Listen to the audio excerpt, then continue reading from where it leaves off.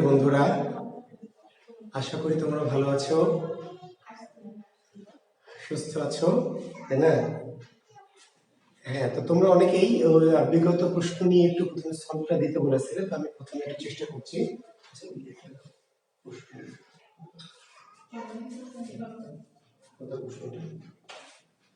হ্যাঁ, অনেকে তোমরা বলেছিলে স্যার প্রশ্নটা পরের দিন সলভ দিলে একটু ভালো হয়। তো গত দিনের প্রশ্নটা একটু সলভ দেওয়ার চেষ্টা করছি, দেখি। আচ্ছা, তোমাদের কোনো প্রশ্ন আছে কি? কারো করলে থাকলে করবে। হ্যাঁ, সবাই আমাকে সালাম দিচ্ছ। হ্যাঁ, আমি উত্তর নিচ্ছি সালামের। ওয়ালাইকুম আসসালাম ওয়া রাহমাতুল্লাহি ওয়া বারাকাতুহু। আমি ভালো আছি, সুস্থ আছি ইনশাআল্লাহ, তোমাদের দোয়ায়।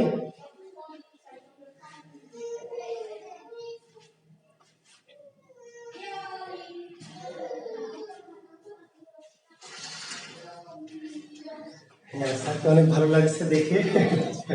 ধন্যবাদ, শুভকামনা তোমাদেরকে। আচ্ছা, গতদিন পরীক্ষা ছিল, আমরা অনেকেই যেহেতু চাচ্ছ যে স্যার পরের দিনের ক্লাসের শুরুতে একটু সলভটা করে দিবেন, তো আমি একটু চেষ্টা করছি তোমাদেরকে একটু সলভটা দেওয়ার জন্য, ঠিক আছে?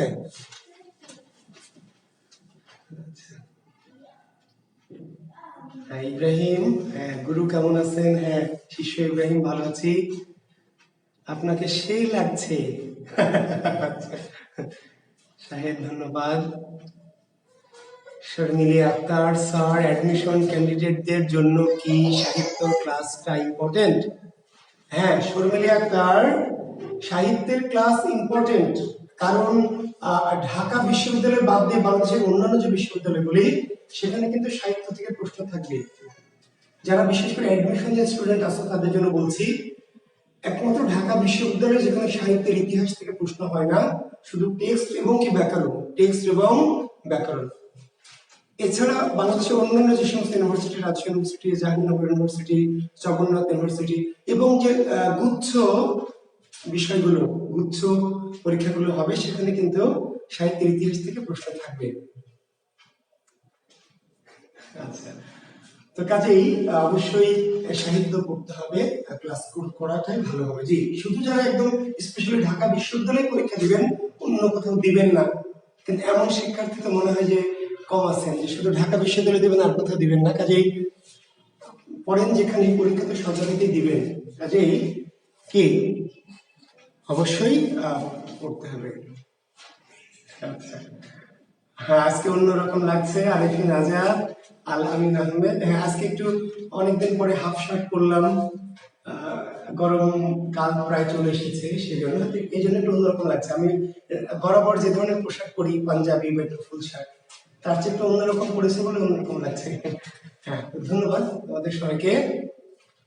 কারক কবে পড়াবেন? হ্যাঁ ইব্রাহিম, কারক শুরু করবো, পদ প্রকরণে আসি না, পদ প্রকরণটা পড়িয়ে কারক পড়াবো। আর কালকে ক্লাস নিব, কালকে রাতে আপনাদের ক্লাস নেব। কালকে আমি পদ প্রকরণটা শেষ করব, পরে ইনশাল্লাহ পরের দিন কারকটা ধরে ফেলবো ইনশাল্লাহ, আশা করছি। জি, ওকে, ধন্যবাদ। তাহলে আমি শুভেচ্ছা বিনিময় পর্ব শেষ করতে চাচ্ছি, পরে আমি ক্লাসে যাই। তো 12 নম্বর পরীক্ষা যেহেতু দিয়েছেন সবাই,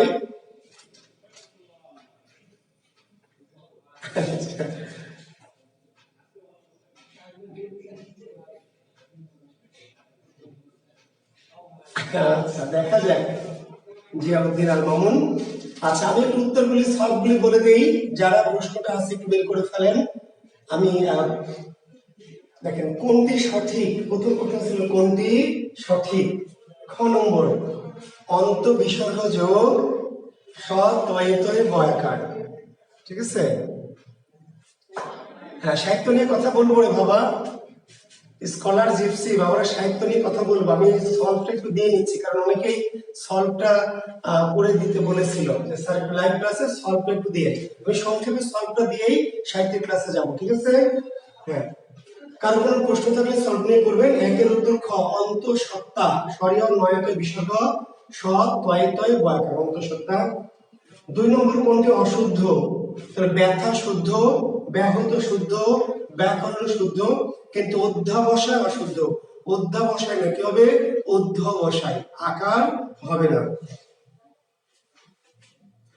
কোন বানানটি সঠিক? অনুগামিনী। আমরা বলেছিলাম যে ইনি যদি থাকে রস্বই দীর্ঘ, মনে আছে?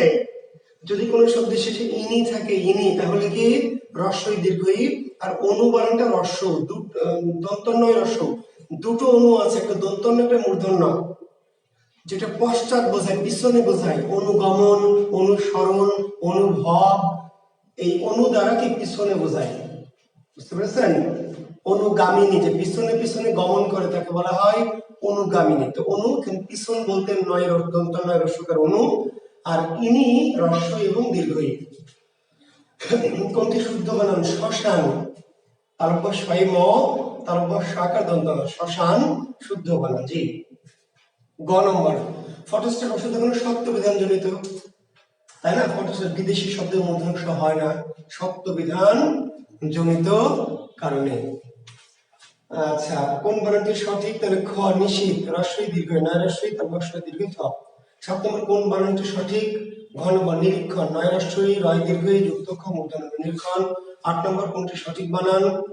রস্বই দীর্ঘই, রস্বই দীর্ঘই, রস্বই দীর্ঘই, রস্বই দীর্ঘই। নয় রস্বই কি? তারপর ছয় দীর্ঘই, ছয় রস্বই, নয় দীর্ঘই, রস্বই দীর্ঘই, রস্বই দীর্ঘই।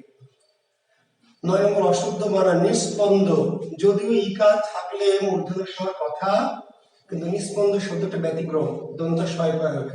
নিস্পন্দ শব্দটিতে কি? নিস্পন্দ শব্দটিতে মূর্ধন্য ষ হবে, দন্ত স হবে।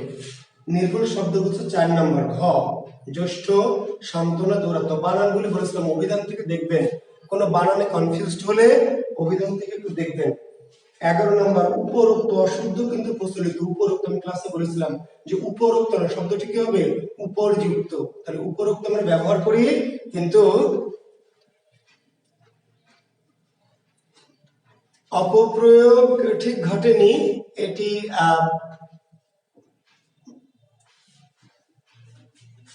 বানান জনিত ভুল, না অপপ্রয়োগ না।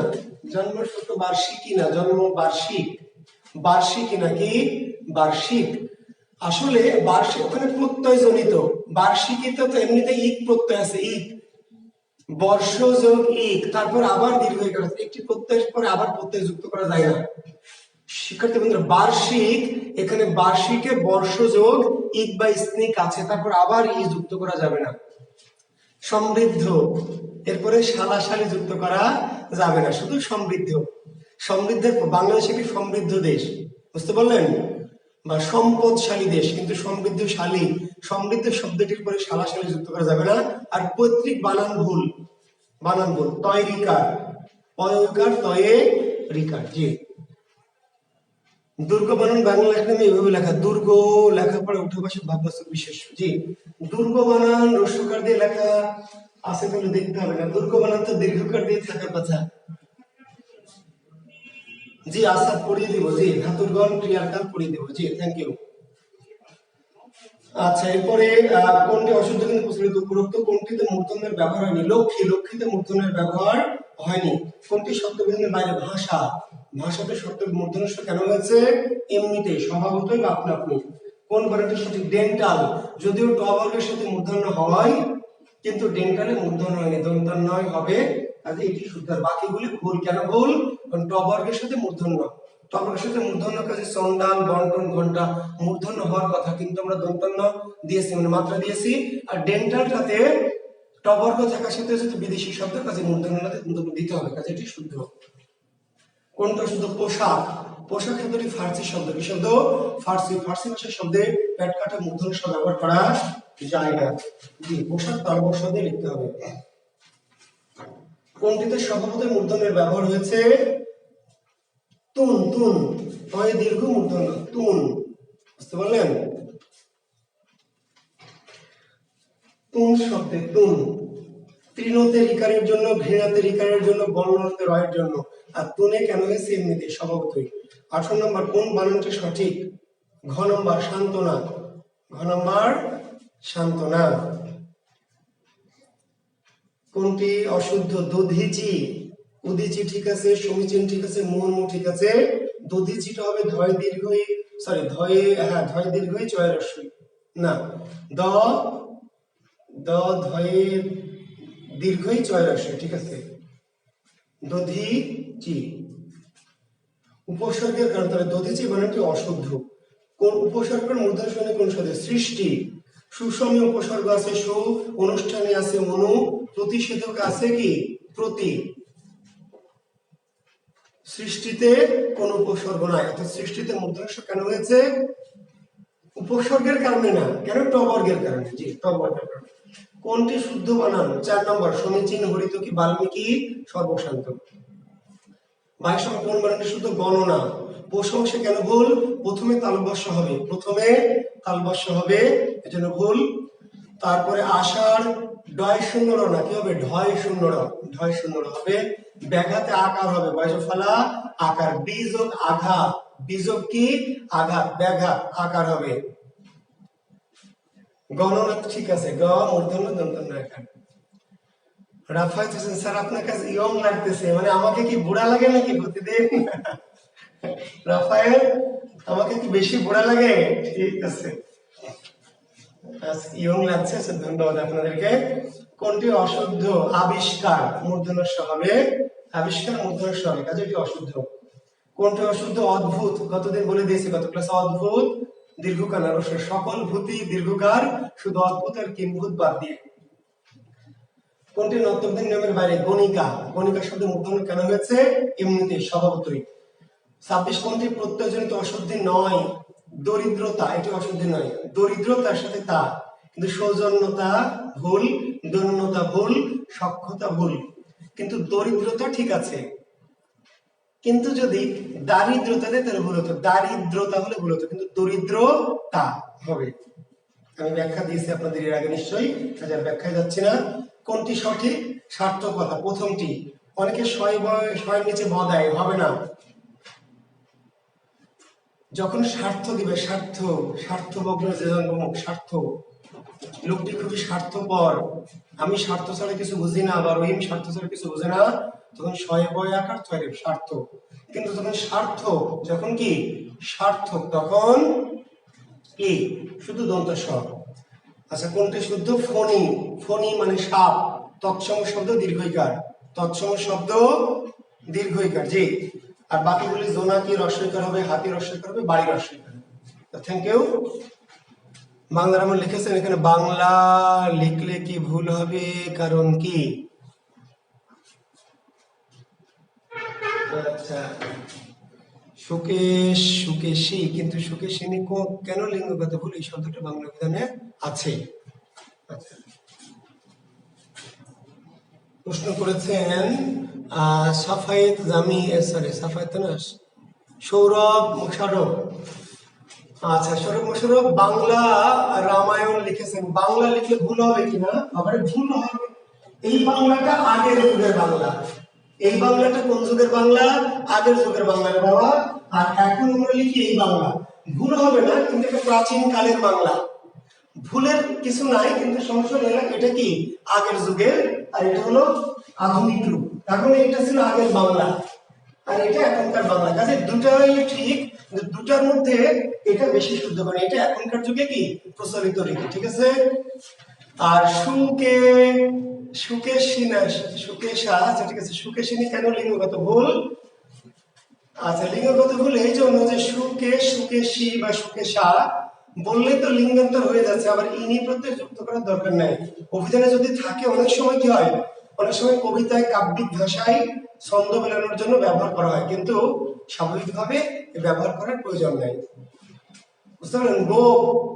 গোপী, গোপী, কিন্তু গোপিনী গানে বলা আছে, কেন?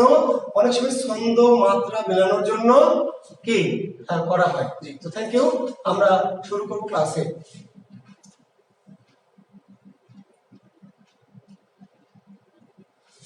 আজকের আপলোড করা ভিডিও তো আমি বুঝি না, আজকে আবার আপলোড করা ভিডিও কই পেলাম? আজকে তো ভিডিও আপলোড করি নাই। সাফায়েত জামিল সৌরভ, কি বলতেছো? মাথাটা তো ঠিক আছে? আজকে তো কেবল ক্লাস শুরু করলাম, তো শিরোনাম কেমনে দিব বাবা? ক্লাস শেষ করে না শিরোনাম দেব। জি,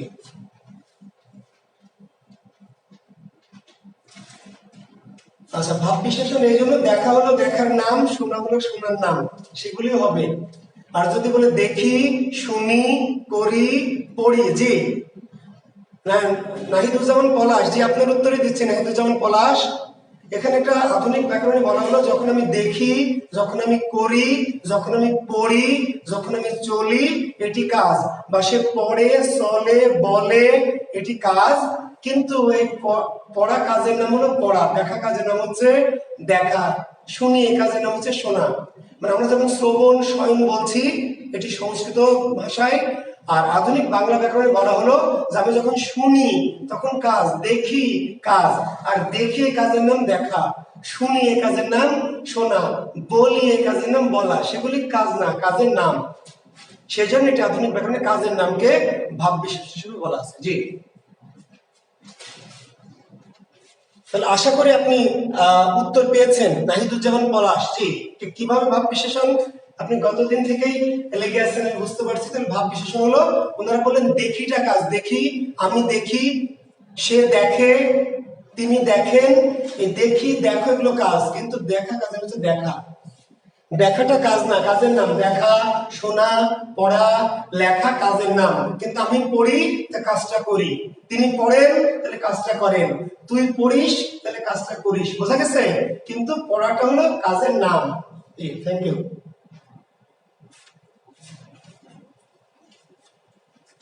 আমি প্রশ্ন ছিল দেখতে পারবো না, হাজার হাজার প্রশ্ন ছিল বলে না, যদি কোনো প্রশ্নের উত্তর না দেই জরুরি হতে রিপিট করবেন। জি, শুদ্রা না, শুদ্রি ঠিক নাই। জি, শূদ্র আর শুদ্রা, শুদ্রি হবে না ভাই, শুদ্রি না, শূদ্র, শুদ্রা। জি, থ্যাংক ইউ। তো ক্লাস শুরু করে দিই। আপনাদের সাথে পেশাল করতে গেলে আর ক্লাস জিন্দগিতেও কি নেওয়া হবে না, ঠিক আছে? তো সারাদিন এই প্রশ্ন উত্তরই চলবে, ক্লাস আর হবে না। দেখেন বাংলা সাহিত্য,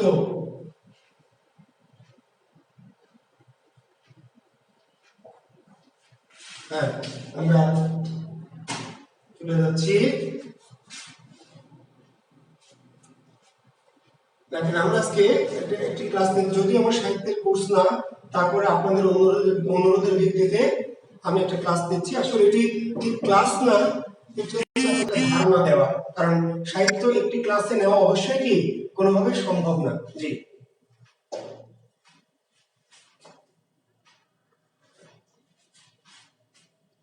জি স্কলার জিপসি, জি দিব ভাই, আমি দিব। আগামীকাল থেকে আবার শুরু করব ব্যাকরণ, এই মেমোরাইজ পার্টের উপর একটা ধারণা দিব, প্রশ্নের নমুনা বা ধারণা দিব ইনশাআল্লাহ। আগামীকাল আবার ক্লাস নেব শিক্ষার্থী বন্ধুরা, আগামীকাল ইনশাআল্লাহ আরেকটি ক্লাস নিব ব্যাকরণের। জি, তো আমরা বাংলা সাহিত্য থেকে একটু বলি যে আপনাদের বাংলা কিন্তু 35 নম্বরের প্রশ্ন থাকবে। বিসিএস যে পরীক্ষাটি আপনারা দিবেন প্রিলিমিনারি, সেখানে প্রশ্ন থাকবে কত নম্বরের? 35 নম্বরের, 35। এর মধ্যে আমরা যে ব্যাকরণ পার্টটির কোর্স করছি, এই পার্টের নাম্বার হচ্ছে কত? 15। আমরা যেই কোর্সটি আপনাদের করছি, যেই কোর্সটি করছি, সেই কোর্সটিতে নাম্বার কত? নাম্বার হচ্ছে 15। আর সাহিত্য এর নাম্বার হচ্ছে কি 20।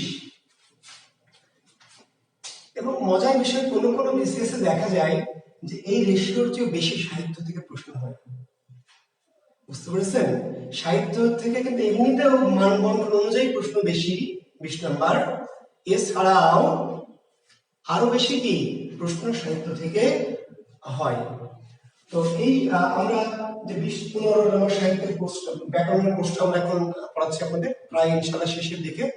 পদ প্রকরণ করে কারো পড়াবো, তারপর ছোটখাটো কিছু বিষয়, কাল, লিঙ্গ, বচন টচন, বাচ্চা, এগুলো পড়ালে শেষ হয়ে যাবে ইনশাআল্লাহ।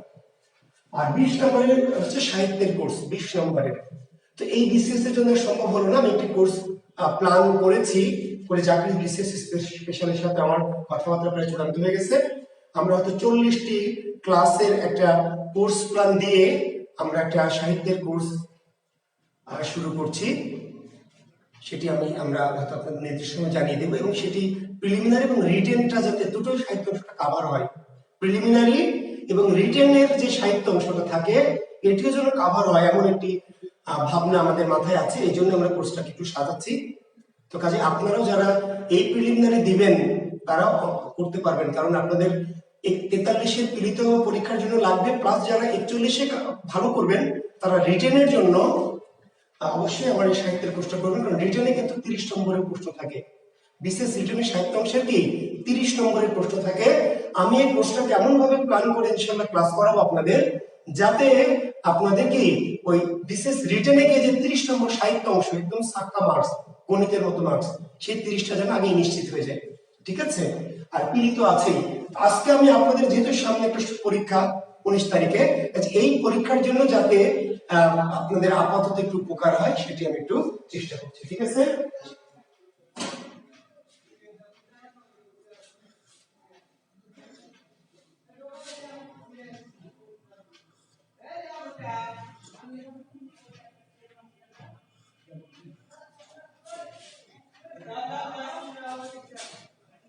জি, সর্বনামের সমাস সর্বনাম যার বহুব্রীহি সমাস।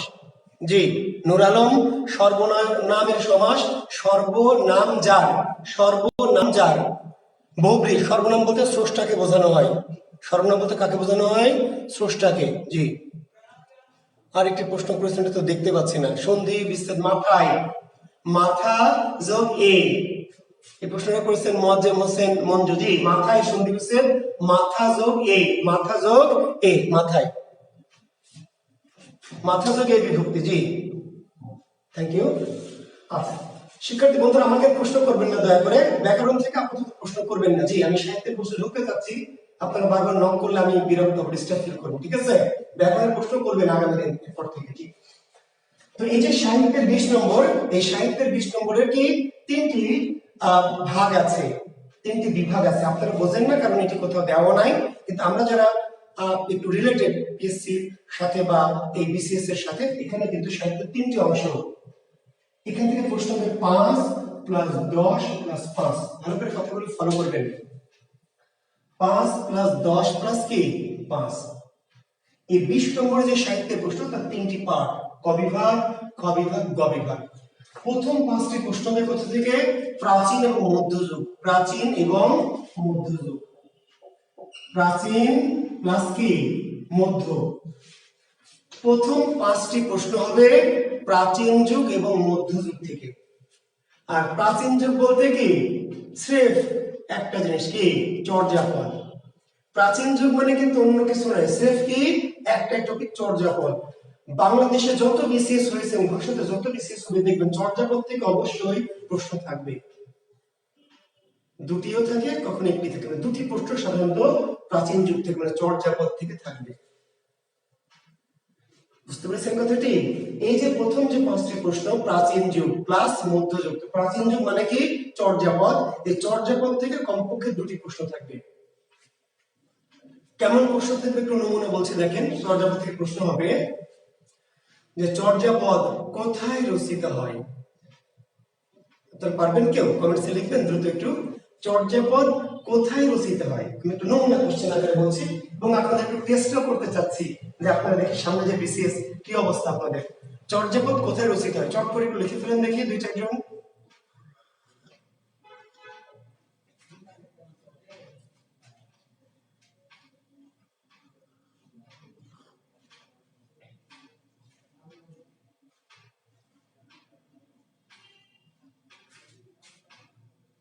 নেপালের রাজদরবার থেকে। ইব্রাহিম ভুল করেছেন।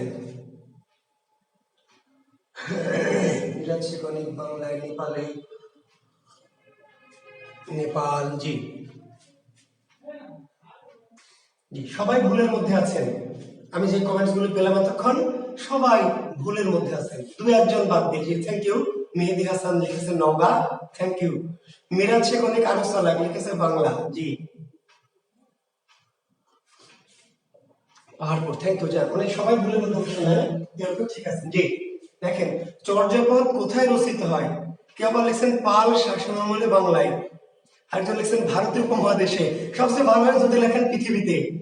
খোরশেদ আলম, সবচেয়ে ভালো হয় উত্তরটি অ্যাপ্রোপ্রিয়েট যদি লেখেন কি পৃথিবীতে, তাহলে উত্তরটি ভুল হওয়ার কোনো সম্ভাবনা নাই। আছে চর্যাপদ কোথায় রচিত হয়, উত্তর দিবেন পৃথিবীতে, তাহলে ভুল হওয়ার কোনো সম্ভাবনা নাই। জি, তো পৃথিবীতে বা ভারতবর্ষে বা ভারত, এটা না, এক্সাক্ট উত্তর হচ্ছে কি নওগাঁর পাহাড়পুরে, নওগাঁর পাহাড়পুরে, নওগাঁর পাহাড়পুরে।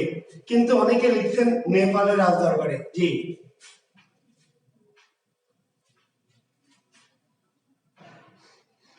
বুঝতে পারছেন? জি, তাহলে এই যে অনেকেই কিন্তু দেখেন ওই যে যাই আসুক নেপাল, যাই আসুক নেপাল, মানে যে প্যারাসিটামল 3 বেলা টাইপের আর কি। হ্যাঁ, চর্যাপদ কোথায় রচিত? নেপাল না, নেপাল থেকে আবিষ্কার করা হয়।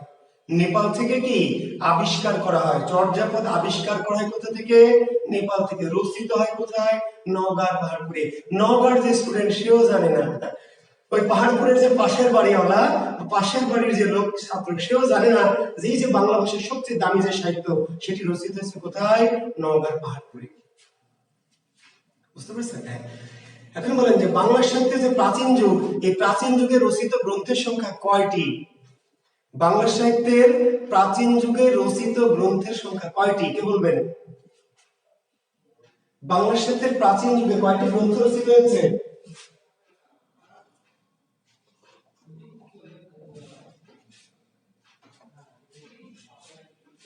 বাংলা সাহিত্যের প্রাচীন যুগে রচিত গ্রন্থের সংখ্যা 3টি। বাংলা সাহিত্যের প্রাচীন যুগে রচিত গ্রন্থের সংখ্যা 3টি, কিন্তু সবাই লিখছেন একটি। যে মেহেদি হাসান, থ্যাংক ইউ, লিখেছেন। আচ্ছা, হেদায়েত লিয়াকত লিখলেন 4টি। না, 4টি না, 3টি। তিনটি কি কি? একটি হলো চর্যাপদ, একটি হলো ডাকার্ণব, আর একটি হলো দোহাকোষ। 3টি গ্রন্থ, একটি হলো চর্যাপদ, একটি হলো ডাকার্ণব, আর একটি দোহাকোষ। এই দোহাকোষের দুটো পার্ট ছিল, দুটো পার্ট। দুটো পার্ট কি? একটি হচ্ছে কৃষ্ণাচার্যের দোহা, আর একটি হচ্ছে সৌরভপাদের দোহা। কিন্তু দোহাটা একটি গ্রন্থ, দুটো খণ্ড ছিল আর কি। হ্যাঁ, অনেকে যদি 4টি লিখছেন, আসলে 4টি না, গ্রন্থ হচ্ছে 3টি। আব্দুল হাসিব বাবু লিখলেন 51টি। আচ্ছা, যাই হোক, তাহলে একটি কিন্তু না। প্রাচীন যুগে রচিত গ্রন্থের সংখ্যা 3টি। প্রাচীন যুগে রচিত গ্রন্থের সংখ্যা 3টি। কিন্তু প্রাচীন যুগে বাংলা ভাষায় রচিত গ্রন্থ কয়টি? একটি। প্রাচীন যুগে বাংলা ভাষায় রচিত গ্রন্থ, বাংলা ভাষায় রচিত গ্রন্থ একটি। কোনটি? চর্যাপদ। তবে যে প্রশ্নটা কিন্তু বোঝেন না, প্রশ্ন বোঝেন না বিধায় উত্তর ভুল করেন। সাহিত্যে কিন্তু সবচেয়ে বড় সমস্যা প্রশ্ন বোঝা। কারণ প্রশ্ন যদি একটু এদিক ওদিক করা হয়, তাহলে আপনি এত কিছু বুঝবেন না, আপনি মারবেন ঝাঁপ, প্যারাসিটামল 3 বেলা যাই আছে তাই, না, হবে না। প্রশ্ন কিন্তু পরীক্ষক মডারেট করবে, ঘুরে পেঁচাই দেবে।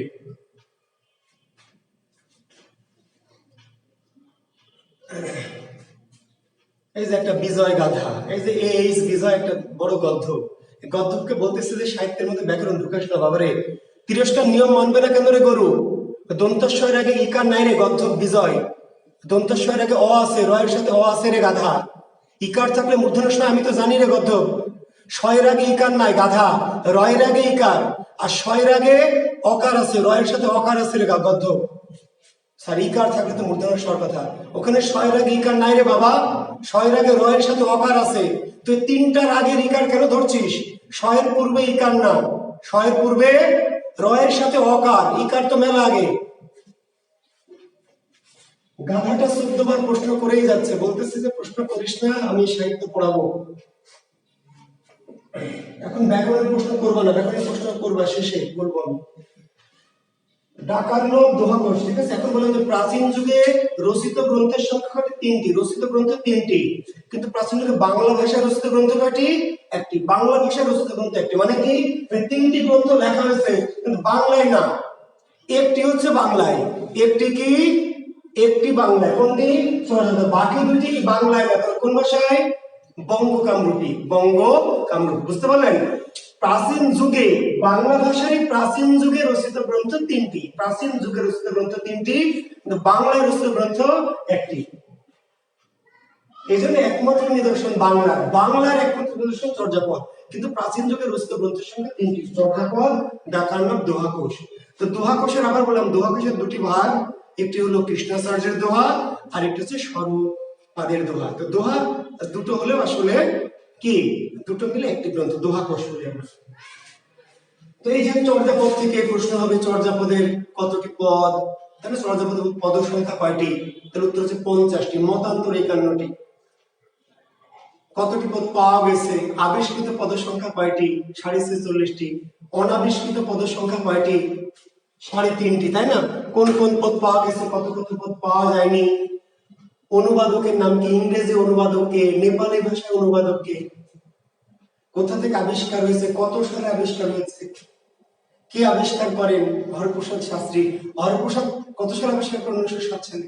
এটি আবিষ্কার করার আগে তিনি আরো কতবার নেপালে গিয়েছিলেন? কমপক্ষে কি হরপ্রসাদ 3বার নেপালে গেছিলেন, 3বার। 1897, 1898 এবং কি 1907, 3বার। প্রশ্ন হবে চর্যাপদ আবিষ্কারের জন্য হরপ্রসাদ কতবার নেপালে যান? চর্যাপদ আবিষ্কারের জন্য হরপ্রসাদ কতবার নেপালে যান? 3বার নেপালে যান। প্রথমবার একবার যান 1897 সালে, তারপর একবার যান 1898 সালে, তারপরে কি 1907 সালে। তৃতীয়বার গিয়ে তিনি এটা সফল কাম হন আর কি, ঠিক আছে? তো এই চর্যাপদ থেকে প্রশ্ন হবে, চর্যাপদের ইংরেজি অনুবাদক কে? ডক্টর মোহাম্মদ শহীদুল্লাহ। অনুবাদটার নাম কি? ইংরেজি অনুবাদের নাম কি? বা চর্যাপদ কি নামে ইংরেজিতে অনুবাদ হয়েছিল? Buddhist mystic song. Buddhist mystic song. তিব্বতী ভাষা অনুবাদকের নাম কি? প্রবোধ চন্দ্র বাগচি, তাই না? টিকাকারকে, খুব কমন কোশ্চেন। কোন যুগে রচিত হয় চর্যাপদ? পাল আমলে। যদিও সেনামলে রচিত হয়েছে, পাল আমল সেনামল দুটো যুগ ব্যাপী, কিন্তু উত্তরে এই দুটোর মধ্যে একটা দিতে হলে কি দিতে হবে? পাল আমল, ঠিক আছে? চর্যাপদের ভাষার নাম কি? সন্ধ্যা ভাষা, সান্ধ্য ভাষা, আলো আধারী ভাষা। চর্যা শব্দের অর্থ কি? হ্যাঁ, তাই না? জীবন আচরণ। চর্যা শব্দের অর্থ কি? কোনটি আচরণে, কোনটা আচরণে নয়। তো অনেক তথ্য আসলে আমি আপনাদের তথ্য শেখানোর জন্য এই এখন একটা ক্লাসে পড়াতে পারবো না, কারণ একটা এত তথ্য এটাতে একটা ক্লাস পড়াবো। আমি শুধু আপনার একটা নমুনা আমি একটা নমুনা দিচ্ছি যে এই জাতীয় কোশ্চেন গুলো কি চর্যাপদ থেকে হতে পারে, ঠিক আছে? আর আরেকটু কঠিন প্রশ্ন করবে, রিটেনে গিয়ে প্রশ্ন করবে, এমন রিটেনে গিয়ে প্রশ্ন করবে, দুটো লাইন তুলে দিয়ে বলবে এর আধুনিক বাংলা লিখো। চর্যাপদে দুটো লাইন, কামাতুর বড় পাঞ্চবি ডালো চঞ্চল চিয়ে উঠে কালো দৃঢ় করি ও মহাশুভ পরিমাণ লুই ভনয় গুরু পুছিয়া জান উঞ্চা উঞ্চা পা বদতে হি বসই সবরি বালি মোরাঙ্গ পিচ্ছু পরিহন সবরি দিবত গুঞ্জর মালি। দিয়ে বলবে রিটেনে 2-3 লাইন দিয়ে বলে যে আধুনিক রূপ লিখো, আধুনিক রূপ, তখন আধুনিক বাংলাটা লিখতে হয়। প্রিলিমিনারিতেও কিন্তু একটু কঠিন প্রশ্ন করলে কি করবে? একটা লাইন দিয়ে বলবে এর আধুনিক রূপ কোনটি। দহিল দুধুকে বেন্টে সামাই, এর আধুনিক রূপ কি? বুঝতে পারলেন? দহিল দুধুকে বেন্টে সামাই, কাহা তরু বড় পাঞ্চবি ডাল, এর আধুনিক রূপ কি? বলে 4টা অপশন থাকতে পারে।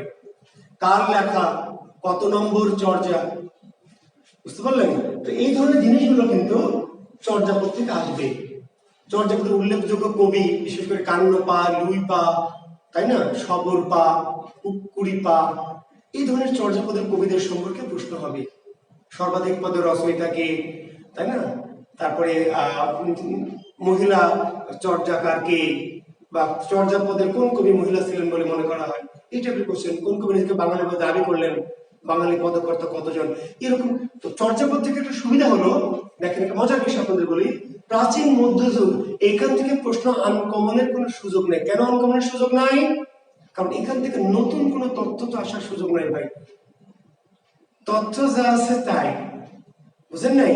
চর্যাপদ নিয়ে তো নতুন কিছু বানানোর সুযোগ নাই। চর্যাপদ সম্পর্কিত তথ্য যা আছে সেই তথ্যগুলি পড়বেন, প্রশ্ন কমন পাবেন। এখান থেকে প্রশ্ন কমন না পাওয়ার কোনো কারণ একদমই নাই, কিন্তু পড়াই যদি গলদ থাকে বা কম থাকে তাহলে ঝামেলা। জি। আর এখান থেকে বাকি 3টি কোশ্চেন হবে মধ্যযুগ থেকে। কখনো কখনো আবার চর্যাপদ থেকে একটা দিয়ে মধ্যযুগে 4টা দেয়, দিতে পারে। এর মধ্যে কি করবে, কিন্তু এই দুটো যুগ মিলে নিশ্চয়ই 5টি কোশ্চেন হবে। বুঝতে পেরেছেন? জি।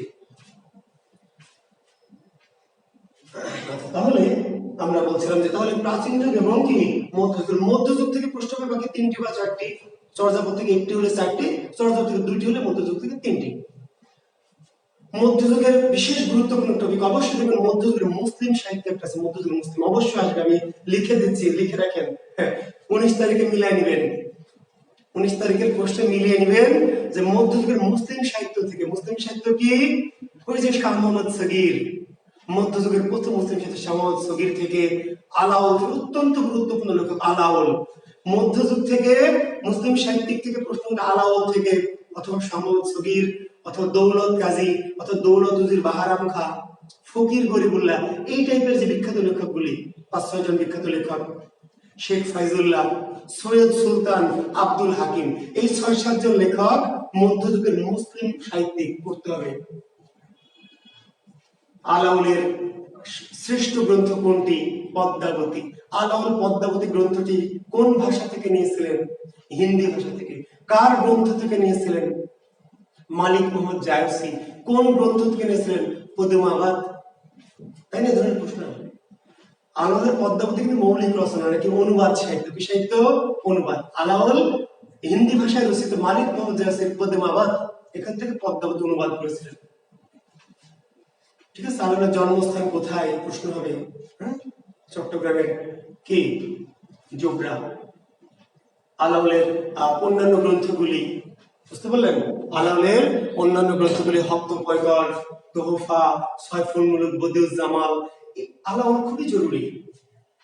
সামউদ সগীর পড়তে হবে। দৌলত উজির বাহারাম খাতার লেখা লাইলি মজনু, এবং চরিত্র আছে মধ্যযুগে কিছু কিছু ক্ষেত্রে। মজনুর প্রকৃত নাম কি জানেন? মজনুর প্রকৃত নাম কি? আসবে। মজনু আসলে নাম না, মজনু হলো একটা উপাধি, শব্দ নাম। আসলে হলো কয়েস, কয়েস বা কায়েস। আর যে মজনুর প্রকৃত নাম কি? তো মজনুর প্রকৃত নাম কি? কয়েস বা কায়েস। তো যেহেতু প্রেমের জন্য সে লাইনের জন্য পাগল হয়ে গেল, তো ফার্সি ভাষায় প্রেমে পাগলকে বলে মজনু। এই যে পাগল হয়ে ঘুরে বেড়াতে লাগলো, তো ছোট বাচ্চারা পিছনে ঢিল ছুটতে বলতো কি? মজনু। মজনু মানে পাগল, প্রেমে পাগল। ঠিক আছে। এই যে লাইলি মজনু, মানে এটি ফার্সি ভাষায় রচিত ওয়া লাইলা ওয়া মাজনুন। ফার্সি ভাষায় রচিত ওয়া লাইলা ওয়া মাজনুন এই গ্রন্থ থেকে অনুবাদ করা হয়েছে। লাইলি মজনুর কাহিনী কোন দেশের? আরবের। লাইলি মজনু কাব্যের কাহিনী কোন দেশের? আরবের। আরবের কাহিনী বা কাহিনীর প্রেক্ষাপট পটভূমি আরবের, আর কাহিনীটা প্রচলিত ছিল কোথায়? ইরানে। দুটি প্রশ্ন, দুই রকম উত্তর, অনেকটা বুঝতে পারে না। লাইলি মজনু কাব্যের কাহিনী কোন দেশের? ইরানের। ইরানের, সরি ইরানের না, কাহিনী আরবের। লাইলি মজনু কাব্যের কাহিনী কোথাকার? আরবের। কিন্তু কাহিনীটা প্রচলিত ছিল কোথায়? ইরানে। কোন ভাষায়? ফার্সি ভাষায়। ফার্সি ভাষায় রচিত হয়ে ইরানে কাহিনীটা প্রচলিত ছিল, কিন্তু ঘটনা বা কাহিনীটা কোন দেশের? আরবের। জি। তো এই ধরনের প্রশ্ন লাইলি মজনু থেকে বা পদ্মাবতী থেকে কিন্তু প্রশ্ন আসে। পদ্মাবতী বেশ কিছু গুরুত্বপূর্ণ চরিত্র আছে। পদ্মাবতীর নায়কের নাম কি? সিনেমা হয়েছে হিন্দিতে, তাই না? পদ্মাবত। রত্ন সেন, চিতরের রাজা রত্ন সেন। তারপর খুব গুরুত্বপূর্ণ একটা চরিত্র আছে সুখ পাখি, ঠিক আছে, যার নাম ছিল হীরামন। প্রশ্ন হবে যে হীরামন কোন সাহিত্যের চরিত্র বা কোন গ্রন্থের চরিত্র? হীরামন এই আলাউলের পদ্মাবতী কাব্যের হীরামন পাখি, একটা সুখ পাখি। আর পদ্মাবতী নায়িকা, নায়ককে রত্ন সেন, আর রত্ন সেনের দুজন স্ত্রী, একজন পদ্মাবতী আর একজনকে নাগমতী। তো অনেক কথা। তো মধ্যযুগের মুসলিম সাহিত্য থেকে একটু আমি বললাম আবার যে আলাউল গুরুত্ব দিয়ে পড়বেন, সামউদ সগীর পড়বেন, দৌলত কাজী সতী ময়নাল দৌলত কাজী পড়বেন, আব্দুল হাকিম পড়বেন, সৈয়দ সুলতান নবী বংশ, রসুল বিজয়, ওফাতি রসুল পড়বেন। আচ্ছা, আর এরপরে যদি পড়েন মধ্যযুগ থেকে, তাহলে মঙ্গল কাব্য আরেকটি গুরুত্বপূর্ণ টপিক। মধ্যযুগের মঙ্গল কাব্য। মঙ্গল কাব্য বুঝতে পারলেন? বিশেষ করে চণ্ডী মঙ্গল, অন্নদা মঙ্গল, মনসা মঙ্গল, ধর্ম মঙ্গল পড়তে হবে। মঙ্গল কাব্য থেকে প্রশ্ন হবে। তো আমি এত গভীরে গেলে আমি শেষ করতে পারবো, তো বলে রাখছি মঙ্গল কাব্য থেকে প্রশ্ন হবে যে মঙ্গল যুগের প্রথম কবির নাম কি? মঙ্গল যুগের আদি কবির নাম। কেউ লিখবেন কমেন্টসে, দেখি আপনাদের টেস্ট করি। মঙ্গল যুগের আদি কবি কে বলেন? মঙ্গল যুগের আদি কবির নাম কি?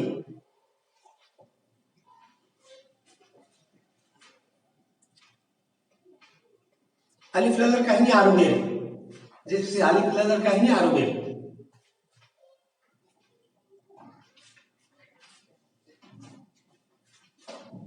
কেউ লিখছেন? কই পরে মঙ্গল যুগের আদি কবির নাম কি? মঙ্গল যুগের আদি কবির নাম হচ্ছে কানা হরি দত্ত। মঙ্গল যুগের আদি কবির নাম কি? মঙ্গল যুগের আদি কবির নাম কানা হরি দত্ত। হ্যাঁ, গুড, থ্যাংক ইউ। কানা হরি দত্ত, থ্যাংক ইউ। অর্থাৎ মঙ্গল যুগের মধ্যে প্রথম মঙ্গল হচ্ছে মনসা মঙ্গল।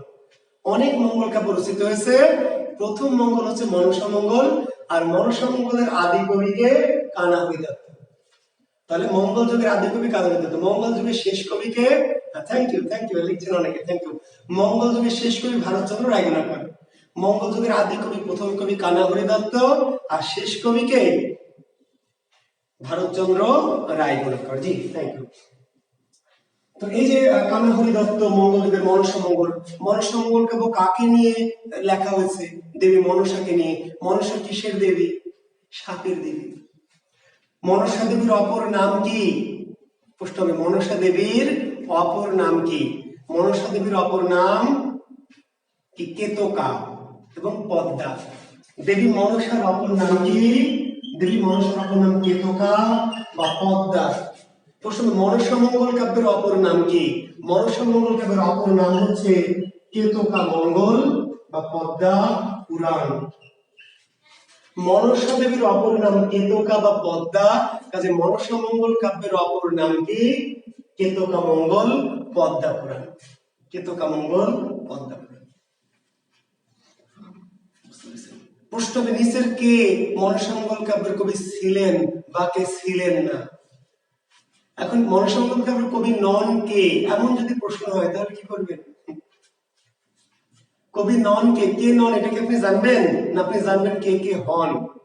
ব্যাকরণে বলেছে এই কথাটা যে কে নন, এটি আপনার জানার দরকার নাই। মনসা মঙ্গলের কবি কে নন, তাহলে আপনাকে জানতে হবে কে হন। তাহলে হন হন হন বাদ দিলে যে থাকবে সে নন। বোঝা গেছে? জি। তো মনসা মঙ্গলের কবি, তাই না, আদি কবি কানাহরি দত্ত, শ্রেষ্ঠ কবি বিজয় গুপ্ত, এছাড়া আছে নারায়ণ দেব, বিপ্রদাস পিপলাই, কেতকা দাস ক্ষেমানন্দ, দ্বিজ বংশীদাস। এরকম মনসা মঙ্গলের 5-6 জন কবি আছে। সবগুলির নাম জানতে হবে। কেন জানতে হবে? যে প্রশ্ন হবে কে কবি ছিলেন বা কে কবি ছিলেন না। তো কে ছিলেন, তাও ছিলেন কে জানতে হবে, কারা কারা ছিলেন। আর কে ছিলেন না, তাও কিন্তু কারা কারা ছিলেন জানতে হবে। ঠিক আছে? তো মনসা মঙ্গল কাব্যের চরিত্র আছে নিশ্চয় জানেন, চাঁদ সদাগর, বেহুলা, লক্ষিন্দর, সনকা। হ্যাঁ, বুঝতে পারলেন? বিশ্বকর্মা। তাহলে প্রশ্ন হবে, বিশ্বকর্মা কোন কাব্যের চরিত্র? বেহুলা লক্ষিন্দর কোন কাব্যের চরিত্র? এই যে আপনার বেহুলা লক্ষিন্দর যে কাহিনীটা জানেন, এই যে বাসর ঘরে, তাই না, সাপ ঢুকে সবুর মারলো বেহুলা লক্ষিন্দরকে। তো এই কাহিনীটা মূলত কোথাকার? এই কাহিনীটা তো মনসা মঙ্গল কাব্যের। বেহুলা লক্ষিন্দর মনসা মঙ্গল কাব্যের চরিত্র। এইগুলো চরিত্রগুলো আসতে পারে। চণ্ডী মঙ্গল কাব্য, অন্নদা মঙ্গল কাব্য। অন্নদা মঙ্গল থেকে প্রায় প্রশ্ন হয়, দেখবেন একটি প্রশ্ন সালের কোশ্চেনে দেখবেন। আচ্ছা, কেমনে মনে রাখি, এটা তো হলো জি বিষয় না, মনে রাখতে হবে। যে পারবে সে ক্যাডার হবে, আপনি পারবেন না। কেউ কেউ তো পারছে, আপনি পারবেন না, এটা আপনার ব্যর্থতা। গতবার কোশ্চেন আমি আমার যে কোচিং আছে রাজশাহীতে, সেখানে আমি বলেছিলাম যে চর্যাপদের 24 জন কবির নাম মনে রাখতে হবে। কেউ বিশ্বাস করেনি, স্যার কেমনে সম্ভব? আমি আপনাদের বাস্তব অভিজ্ঞতা বলি। আমি গতবারের আগের বিসিএস 39 বিসিএস মেবি 39 বিসিএস যখন আমি ক্লাস করাই প্রিলিমিনারি, বললাম যে চর্যাপদের 24 জন পদকর্তার নাম মনে রাখতে হবে। স্যার কেমনে সম্ভব? আমি কয়েকজন নাম মনে রাখবো, কিন্তু দেখবেন 39 বিসিএস এ এসছে চর্যাপদের কবি নন কে। তো চর্যাপদের কবি নন কে, এটার উত্তর জানতে হলে আপনাকে কি জানতে হবে? কে কে হন। একজনও বাদ দেওয়া যাবে। একজন যদি বাদ দেন তাহলে তো আপনি কনফিউশনে পড়বেন। 24 জন পদকর্তার নাম ব্রেনে থাকতে হবে, তাহলে কে চর্যাপদের কবি ছিলেন তাও পারবেন, কে ছিলেন না সেটিও পারবেন। একটু কঠিন, কিন্তু আপনাকে চেষ্টা করে মনে রাখতে হবে। তো চর্যাপদের কবি কে নন, দেখবেন প্রশ্ন মেবি 39 মেবি, আমি যদি মিস্টেক না করি, 38-39 বিশেষ করছি কে চর্যাপদের কবি নন। তো কে নন? তো একজন বলছে স্যার ওই পা দেখে চিনবো যার সাথে পা লাগানো নাই। তা আপনি যেমন চালাক, আপনার যে পরীক্ষক বেটা পেয়েছিল আরো মাল, পা একটা লাগাই দিবে ভাই। পা লাগাইতে তো কঠিন কিছু না। কান্ন পা, লুই পা, তাই না, ভুসুকু পা, জুল্লু পা বা জুয়েল পা। তো পা দেখে কেমনে চিনবেন? সল্লু পা, কল্লু পা লাগাই দিল। পরীক্ষকের পা লাগানো খুব কঠিন না, ক্লিয়ার? কাজে আপনি পা দেখে চিনবেন, এরকম চালাকি করতে যায় না, কারণ একটা যে কোনো কিছু পা লাগিয়ে দিবে। কাজে চর্যাপদের এই 24 জন পদকর্তার নাম পারলে আপনাকে কি করতে হবে? মনে রাখতে হবে। মনে রাখতে হবে ভালো, পারবেন কিনা ইটস আপ টু ইউ। জি, 40 আসছিল, থ্যাংক ইউ। 39 বা 40, যাই হোক। তাহলে মঙ্গল কাব্য থেকে প্রশ্ন হবে, আমার সন্তান যেন থাকে দুধে ভাতে, আমার সন্তান যেন থাকে দুধে ভাতে, কার উক্তি? ঈশ্বরী পাটনি। বলেছে তো কোন কাব্যের উক্তি? অন্নদা মঙ্গল কাব্য। ঈশ্বরী পাটনি কাকে উদ্দেশ্য করে বলেছিল? দেবী অন্নদাকে। এই উক্তির রচয়িতাকে? ভারতচন্দ্র রায়গুণাকর। প্রশ্নের প্রথমে আসতে পারে আমার সন্তান যেন থাকে দুধে ভাতে, কার উক্তি? ঈশ্বরী পাটনি। উক্তি রচয়িতাকে? ভারতচন্দ্র রায়গুণাকর। কোন কাব্যের উক্তি? অন্নদা মঙ্গল কাব্য। কাকে উদ্দেশ্য করে ঈশ্বরী পাটনি এটি বলেছিল? দেবী অন্নদাকে। বুঝতে পারলেন? চণ্ডী মঙ্গল কাব্য থেকে আসবে, হ্যাঁ, লাইন আসবে, পিপীলিকার পাখা উঠে মরিবার তরে, কাহার ষোড়শী কন্যা আনিয়াছ ঘরে। পিপীলার পাখা উঠে মরিবার তরে, কাহার ষোড়শী কন্যা আনিয়াছ ঘরে। কার উক্তি? ফুল্লরার উক্তি। ফুল্লরা। শাশুড়ি ননদ নাহি নাহি তোর সতা, কার সনে দ্বন্দ্ব করি চক্ষু কইলে রাতা। কার উক্তি? কালকেতু। চণ্ডী মঙ্গল কাব্যের কালকেতু নায়ক ফুল্লরা নায়িকা। জি বিশ্বকর্মা মনসা মঙ্গল কাব্যের চরিত্র। জি স্কলার জিপসি মঙ্গল কাব্যের চরিত্র, মনসা মঙ্গল কাব্যের চরিত্র। ওই যে বেহুলার বাসর ঘরটা যে বানিয়েছিল সেই মিস্ত্রির নাম বিশ্বকর্মা। জিপসি বিশ্বকর্মা মনসা মঙ্গল কাব্যের বেহুলার বাসর ঘর বানিয়েছিল যে মূল ইঞ্জিনিয়ার, তার নাম ছিল বিশ্বকর্মা। জি তাহলে মঙ্গল কাব্য থেকে কিন্তু উক্তি আসতে পারে, পঙ্ক্তি আসতে পারে। নগর পুরিলে দেবালয় কি আড়াই, নগর পুরিলে দেবালয় কি আড়াই। পঙ্ক্তি রচয়িতাকে? ভারতচন্দ্র রায়গুণাকর। কোন কাব্যের? অন্নদা মঙ্গল। তো মধ্যযুগের মঙ্গল কাব্যে লাইন তুলে দিয়ে আসতে পারে, চরিত্র আসতে পারে, রচয়িতা তো আসবে। জি লেখকদের কাছ থেকে আসবে। ভারতচন্দ্র কোন রাজসভার কবি, কোথাকার কবি, উপাধি কি? রায়গুণাকর। কে দিয়েছিল উপাধিটি? রাজা কৃষ্ণচন্দ্র। ভারতচন্দ্রের নাম হল শ্রী ভারতচন্দ্র, বুঝতে পারলেন, রায়। আর গুণাকর, রায় গুণাকর উপাধিটা থেকে দিয়েছিল কে? নদিয়া নবদ্বীপের রাজা মহারাজ কৃষ্ণচন্দ্র। গোপাল ভাঁড়ের রাজা। গোপাল ভাঁড় দেখেন না টিভিতে হয়? এই গোপাল ভাঁড়ের রাজা মহারাজ কৃষ্ণচন্দ্র। এই দরবারে কি যে সাহিত্যিক ছিলেন, সেই সাহিত্যিকই হচ্ছেন সে ভারতচন্দ্র রায় গুণাকর। তো যাক মধ্যযুগ নিয়ে, তার মধ্যযুগে মঙ্গল কাব্যের ময়মনসিংহ গীতিকা আছে। পরীক্ষা প্রশ্ন হবে ময়মনসিংহ গীতিকা থেকে। ময়মনসিংহ গীতিকার আবিষ্কারককে, সম্পাদককে, সংগ্রাহককে, কত সালে প্রথম প্রকাশিত হয়, কোন পদটি বা কোন পালাটি প্রথম প্রকাশিত হয়। প্রথম প্রকাশিত পালা কোনটি? মহুয়া। শ্রেষ্ঠ পালা কোনটি? মহুয়া। সংগ্রাহককে? চন্দ্রকুমার দে। সম্পাদককে? দীনেশ চন্দ্র সেন। ইংরেজি অনুবাদককে? দীনেশ চন্দ্র সেন। কোন পত্রিকায় প্রথম প্রকাশিত হয়েছিল? সৌরভ পত্রিকায়। ময়মনসিংহ গীতিকার সাথে কোন পত্রিকার নাম জড়িয়ে আছে? সৌরভ। সৌরভ ময়মনসিংহের ছাত্র আছেন আমার এই ব্যাচে, আমি জানি বেশ কিছু, আমার সাথে দু একজনের কাছে ময়মনসিংহ এলাকায়। তো ময়মনসিংহ থেকে ওই সময়টা পত্রিকা প্রকাশিত, আঞ্চলিক পত্রিকা সৌরভ। এই সৌরভ পত্রিকায় প্রথম 1923 সালে প্রথম মহুয়া পালাটি প্রকাশিত হয়েছে। বুঝতে পেরেছেন? তো এই যে মহুয়া পালা রচয়িতাকে? দ্বিজকানাই। চরিত্র কি কি? মহুয়া। তারপরে কি মহুয়ার নায়কের নাম কি? নদের চাঁদ। তারপরে হুমরা বেদে, পালং সই, সুজন, মাইনকা। এইগুলি তো একটু কাহিনীর মতো করে যদি জানেন তাহলে কিন্তু চরিত্রগুলি মনে থাকে, ঘটনাগুলি মনে থাকে, তাই না? তো সেগুলি তো আর আপনাদের জানার, পড়ারও সুযোগ হয় না, জানারও সুযোগ হয় না। তো সবচেয়ে দামি পালা কি? এই যে মহুয়া পালা। এরপর আরেকটি গুরুত্বপূর্ণ পালা পরীক্ষার জন্য দেওয়ানা মদিনা। দেওয়ানা বললে রচয়িতাকে?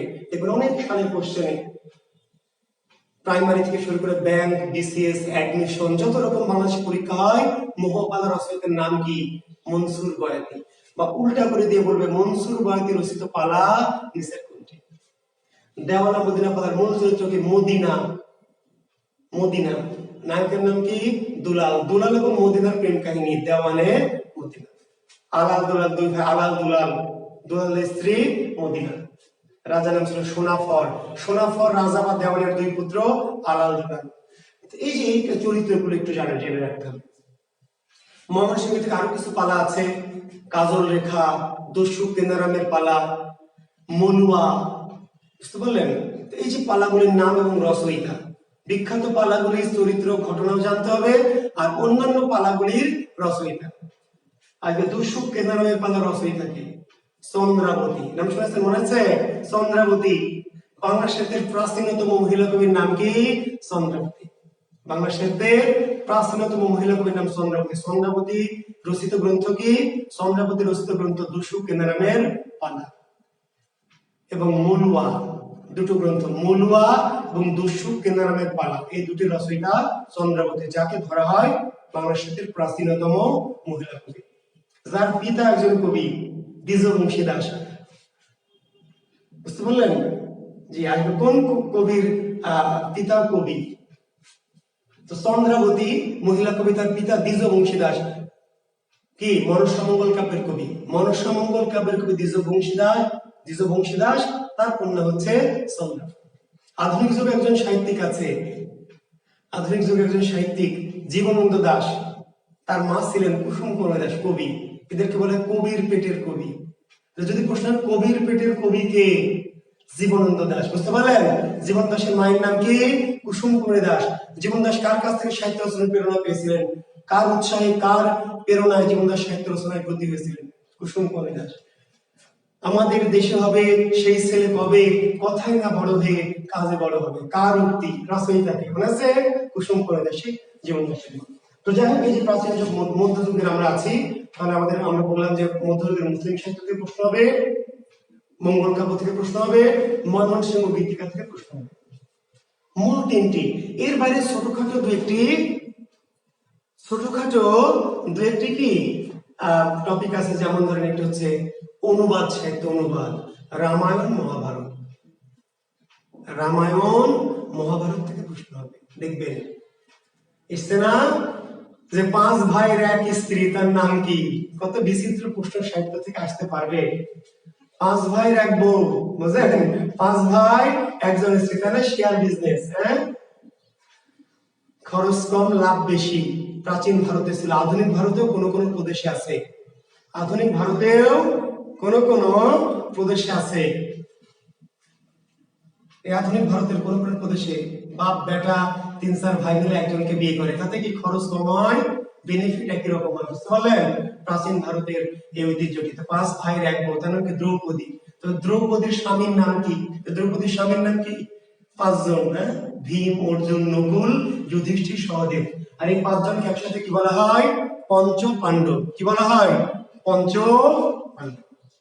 আগে পৌরাণিক পঞ্চপাণ্ডব কে কে ছিলেন বা কে ছিলেন না? কিংবা পঞ্চপাণ্ডব বলে কোথাকার চরিত্র? মহাভারতের। কোথাকার? মহাভারতের চরিত্র। ভীম, অর্জুন, তাই না, নকুল, সহদেব এবং যুধিষ্ঠির। মহাভারতের পংক্তি কতটি? চরণ কতটি? পৃথিবীর সবচেয়ে বৃহৎ গ্রন্থের নাম মহাভারত। পৃথিবীর সবচেয়ে বড় গ্রন্থের নাম কি? মহাভারত। এই মহাভারতে 85,000 শ্লোক। শ্লোক সংখ্যা কয়টি? 85,000। চরণ সংখ্যা কয়টি? 1,70,000। খণ্ড কয়টি? অষ্টাদশ খণ্ড, অষ্টাদশ। মহাভারতের 18টি খণ্ড, 85,000 শ্লোক, 1,70,000 চরণ। রচয়িতাকে বেদব্যাস বা ব্যাসদেব। এর উপাধি কি? কৃষ্ণ দ্বৈপায়ন। মহাভারতের রচয়িতা বেদব্যাস বা ব্যাসদেব, আর বেদব্যাস ব্যাসদেবের উপাধি কি? কৃষ্ণ দ্বৈপায়ন। ঠিক আছে? কোন ভাষায় রচিত হয়েছে মহাভারত? আর্য বা সংস্কৃত ভাষায়। আর্য বা সংস্কৃত ভাষায়। অনুবাদ করেছেন কে? হ্যান ত্যান নানান প্রশ্ন। অনুরূপভাবে রামায়ণ থেকে একইভাবে প্রশ্ন হবে। রামায়ণের রচয়িতাকে, অনুবাদককে, চরিত্র কি কি? বুঝতে পারছেন? রাম, সীতা, লক্ষণ, তাই না, রাবণ, তারপরে যে মেঘনাদ স্ত্রী প্রমীলা। প্রমীলা কোন সাহিত্যের চরিত্র? মেঘনাদ কোন সাহিত্যের চরিত্র? এই একই চরিত্র আবার কিন্তু মেঘনাদ বধ কাব্যের। রামায়ণের চরিত্র, এই রামায়ণের একই সেম টু সেম চরিত্র আবার কোথায় আছে? মেঘনাদ বধ কাব্যে। কেন? মেঘনাদ বধ কাব্য মাইকেল নিজে লেখেনি, কি করেছেন? রামায়ণ থেকে অনুবাদ করেছেন। জি। আর মধ্যযুগে আরো ছোটখাটো কিছু টপিক বললাম, যে কবিগানের জনক গজলা গুই, অন্যান্য কবিয়াল অ্যান্টনি ফিরিঙ্গি, তারপরে অ্যান্টনি ফিরিঙ্গি, তারপর কি কি আছে দাঁড়ান, কেষ্টামসি, নিতাই বৈরাগী, হ্যাঁ, আর রচয়িতা, কবি গানের রচয়িতা। বুঝতে পারলেন? কবি গান বা পালা গান বলে আমরা আধুনিক কবি গান। কবি গানের জনক কে? কবি গানের জনক কে? গজলা গুই, কোন বইতে আছে গজলা পুট, একই জিনিসের সিনোনিম, গজলা গুই বা গজলা পুট। কোথাকার তিনি? পর্তুগিজ, পর্তুগিজ পাদ্রী গজলা গুই প্রথম কবি গানের জনক বা কবি গানের প্রথম রচয়িতা। আরেকজন পর্তুগিজ ছিলেন যার নাম ছিল অ্যান্টনি ফিরিঙ্গি, এটা ছিলেন। আচ্ছা, মিরাজ বলে কেন রাবণকে ভালো করা হলো? ভাইরে, এইটার উত্তর দিতে গেলে তো এই ক্লাসে হবে না। কেন ভালো করা হলো, এটা প্রেক্ষাপট বিশাল। আমি এত গভীরে ঢুকবো কেমন বলেন? এত গভীরে ঢুকলে ক্লাসটা আজকে তো আমি পুরো ক্লাসটি সাহিত্যের আজকে শেষ করবো, এত গভীরে ঢুকতে পারবো না। এটা জীবন দৃষ্টি বলে আমরা, জীবন দর্শন, আধুনিক জীবন দর্শন, সেটা ব্যাখ্যা করতে হলে সময় লাগবে। যে জিপসি বাংলা কোষের সাহিত্য অংশটি ভালো মতো পড়লে ইনশাল্লাহ দুটো জিনিস, আমার বাংলা কোষের সাহিত্য অংশটি ভালো করে পড়বেন, আর সম্ভব হলে আরেকটা বই পড়বেন, ডক্টর হুমায়ুন আজাদের লালদের দীপাবলি। জি স্কলার জিপসি, আপনার সূত্র ধরে আমি বলছি যে আমার বাংলা কোষ বইটির সাহিত্য অংশটি অতি মনোযোগ দিয়ে যদি পড়েন ইনশাল্লাহ, তাহলে বিশেষ প্রিলিমিনারির অনেকটুকু ইনশাল্লাহ কাভার হয়ে যাবে। এর সাথে সম্ভব হলে ডক্টর হুমায়ুন আজাদের লাল নীল দীপাবলি একটু পড়বেন। তাহলে আমার বাংলা কোষ, ডক্টর জুয়েল কিবরিয়ার বাংলা কোষ আর ডক্টর হুমায়ুন আজাদ লাল নীল দীপাবলি, দুটো বই পড়লে ইনশাল্লাহ আশা করছি বিশেষ প্রিলিমিনারিটা কাভার হয়ে যাবে ইনশাল্লাহ। তো তাহলে মধ্যযুগ থেকে আমি আর আলোচনা বাড়াচ্ছি না। তাহলে প্রাচীন এবং মধ্যযুগ থেকে আমি বোঝালাম যে এই যে বড় বড় তিনটি টপিক মধ্যযুগের, প্রাচীন যুগের একটা টপিক চর্যাপদ, মধ্যযুগের বড় তিনটি টপিক, মধ্যযুগের মুসলিম সাহিত্য, একটি হচ্ছে মঙ্গল কাব্য, আর একটি হচ্ছে কি ময়মনসিংহ গীতিকা। এর সাথে কি? এর সাথে অনুবাদ রামায়ণ মহাভারত, এর সাথে আসবে কবি গান, এর সাথে টপ্পা, এর সাথে হয়তো পুঁথি সাহিত্য। পুঁথি সাহিত্যের জনক কে? হ্যাঁ, পুঁথি সাহিত্যে কে আবার অপর নাম কি? দোভাষী পুঁথি। পুঁথি সাহিত্যের অপর নাম কি? দোভাষী পুঁথি। পুঁথি সাহিত্যের অপর নাম বটতলার পুঁথি। বিশেষ রিটেন পরীক্ষা আসবে, হ্যাঁ, যে দোভাষী পুঁথি কি, কেন, বা বটতলার পুঁথি কেন বলা হয়। বিশেষ রিটেনিং এ আসবে বটতলার পুঁথি কেন বলা হয়। বিশেষ পিলিতে আসবে দোভাষী পুঁথি কয়টি ভাষার মিশ্রণ। তো দোভাষী পুঁথি কিন্তু দুটি ভাষার মিশ্রণ না, নাম দোভাষী, কিন্তু অনেকগুলি ভাষা, আরবি, ফার্সি, বাংলা, হিন্দি, বুঝতে পারলেন, অনেকগুলি ভাষার মিশ্রণ। জি স্যার, অ্যাসিডিক আজমির স্যার, আমি সাহিত্যের দিকে যাচ্ছি স্যার, আধুনিক দিকে যাচ্ছি। জি আমি তো যাবোই ভাই, আপনাকে প্রশ্ন করে জানতে হবে। জি, তো প্রাচীন মধ্যযুগ নিয়ে আপাতত কথা বাড়াচ্ছি না, তবে ডিটেলস আমি এগুলি পড়াবো সাহিত্যের কোর্সে, একদম প্রত্যেকটা লাইন ধরে ধরে পড়াবো। এবং আমার বিশ্বাস, এটি আমার বানানো কোনো কথা না, আমার বিশ্বাস আমার সাহিত্যের ক্লাসগুলি যদি সবগুলো করেন ইনশাআল্লাহ, তাহলে আমি এইটুকু বলছি যে বাংলাদেশের কোনো পরীক্ষায় সাহিত্য আমার আলোচনার বাইরে ইনশাআল্লাহ আসবে না। এইভাবে আপনাদের আমি শেখাবো। ক্লাসগুলি নিয়মিত করবেন, চেষ্টা করবেন আমার সাহিত্যের কোর্সটাতে আমরা যদি করাই ইনশাআল্লাহ, তো আপনারা অবশ্যই সবাই করবেন, নিজেরা তো করবেন, কারণ এই সাহিত্যের কোর্সটা করলে আমি প্রত্যেকটা টপিক ধরে ধরে ধরে আলোচনা করবো, এবং যা আলোচনা করবো তার বাইরে বাংলাদেশের কোনো পরীক্ষা ইনশাআল্লাহ সাহিত্য কোর্সের প্রশ্ন হবে না। তো আমি একটু যাচ্ছি। এই যে আমাদের পরের যে 10 নম্বর, এই 10 নম্বরের প্রশ্ন আমি আধুনিক যুগ থেকে, আধুনিক যুগের কখন থেকে? আধুনিক যুগ 1860 থেকে 2000 সাল। 1801। আধুনিক যুগ শুরু হয়েছে কখন? 1801 সালে।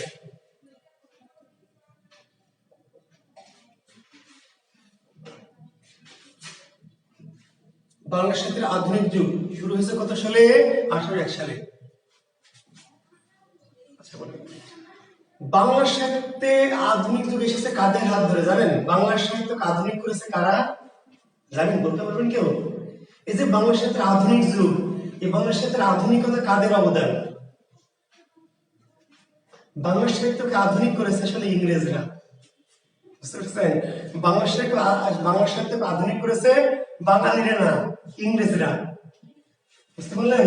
1757 সালে আমরা পরাজিত হয়েছি। 1757 সালে ইংরেজদের কাছে আমরা পরাজিত হয়েছি। ইস্ট ইন্ডিয়া কোম্পানির শাসন ক্ষমতা এসেছে, যদিও 1757 সালে সরাসরি আসেনি, আমাদের এই মির্জাফর বা মির্জাফরের যে জামাতা মীর কাসিম এদেরকে শাসন ক্ষমতায় বসিয়েছিল। কিন্তু আমরা যে ধরি 1757 সালে আমরা পরাজিত হলাম, পরাধীন হলাম, আর 1861 সাল থেকে আমরা আধুনিক সাহিত্যে গেলাম। তো ব্রিটিশদের কাছে পরাজয় বা ইংরেজদের কাছে পরাজয় আমাদের অনেক রাজনৈতিক স্বাধীনতা খর্ব হয়েছে, অনেক সাংস্কৃতিক স্বাধীনতা খর্ব হয়েছে, অনেক কিছুই নেতিবাচক অনেক কিছু আছে, কিন্তু ভালো জিনিস হয়েছে।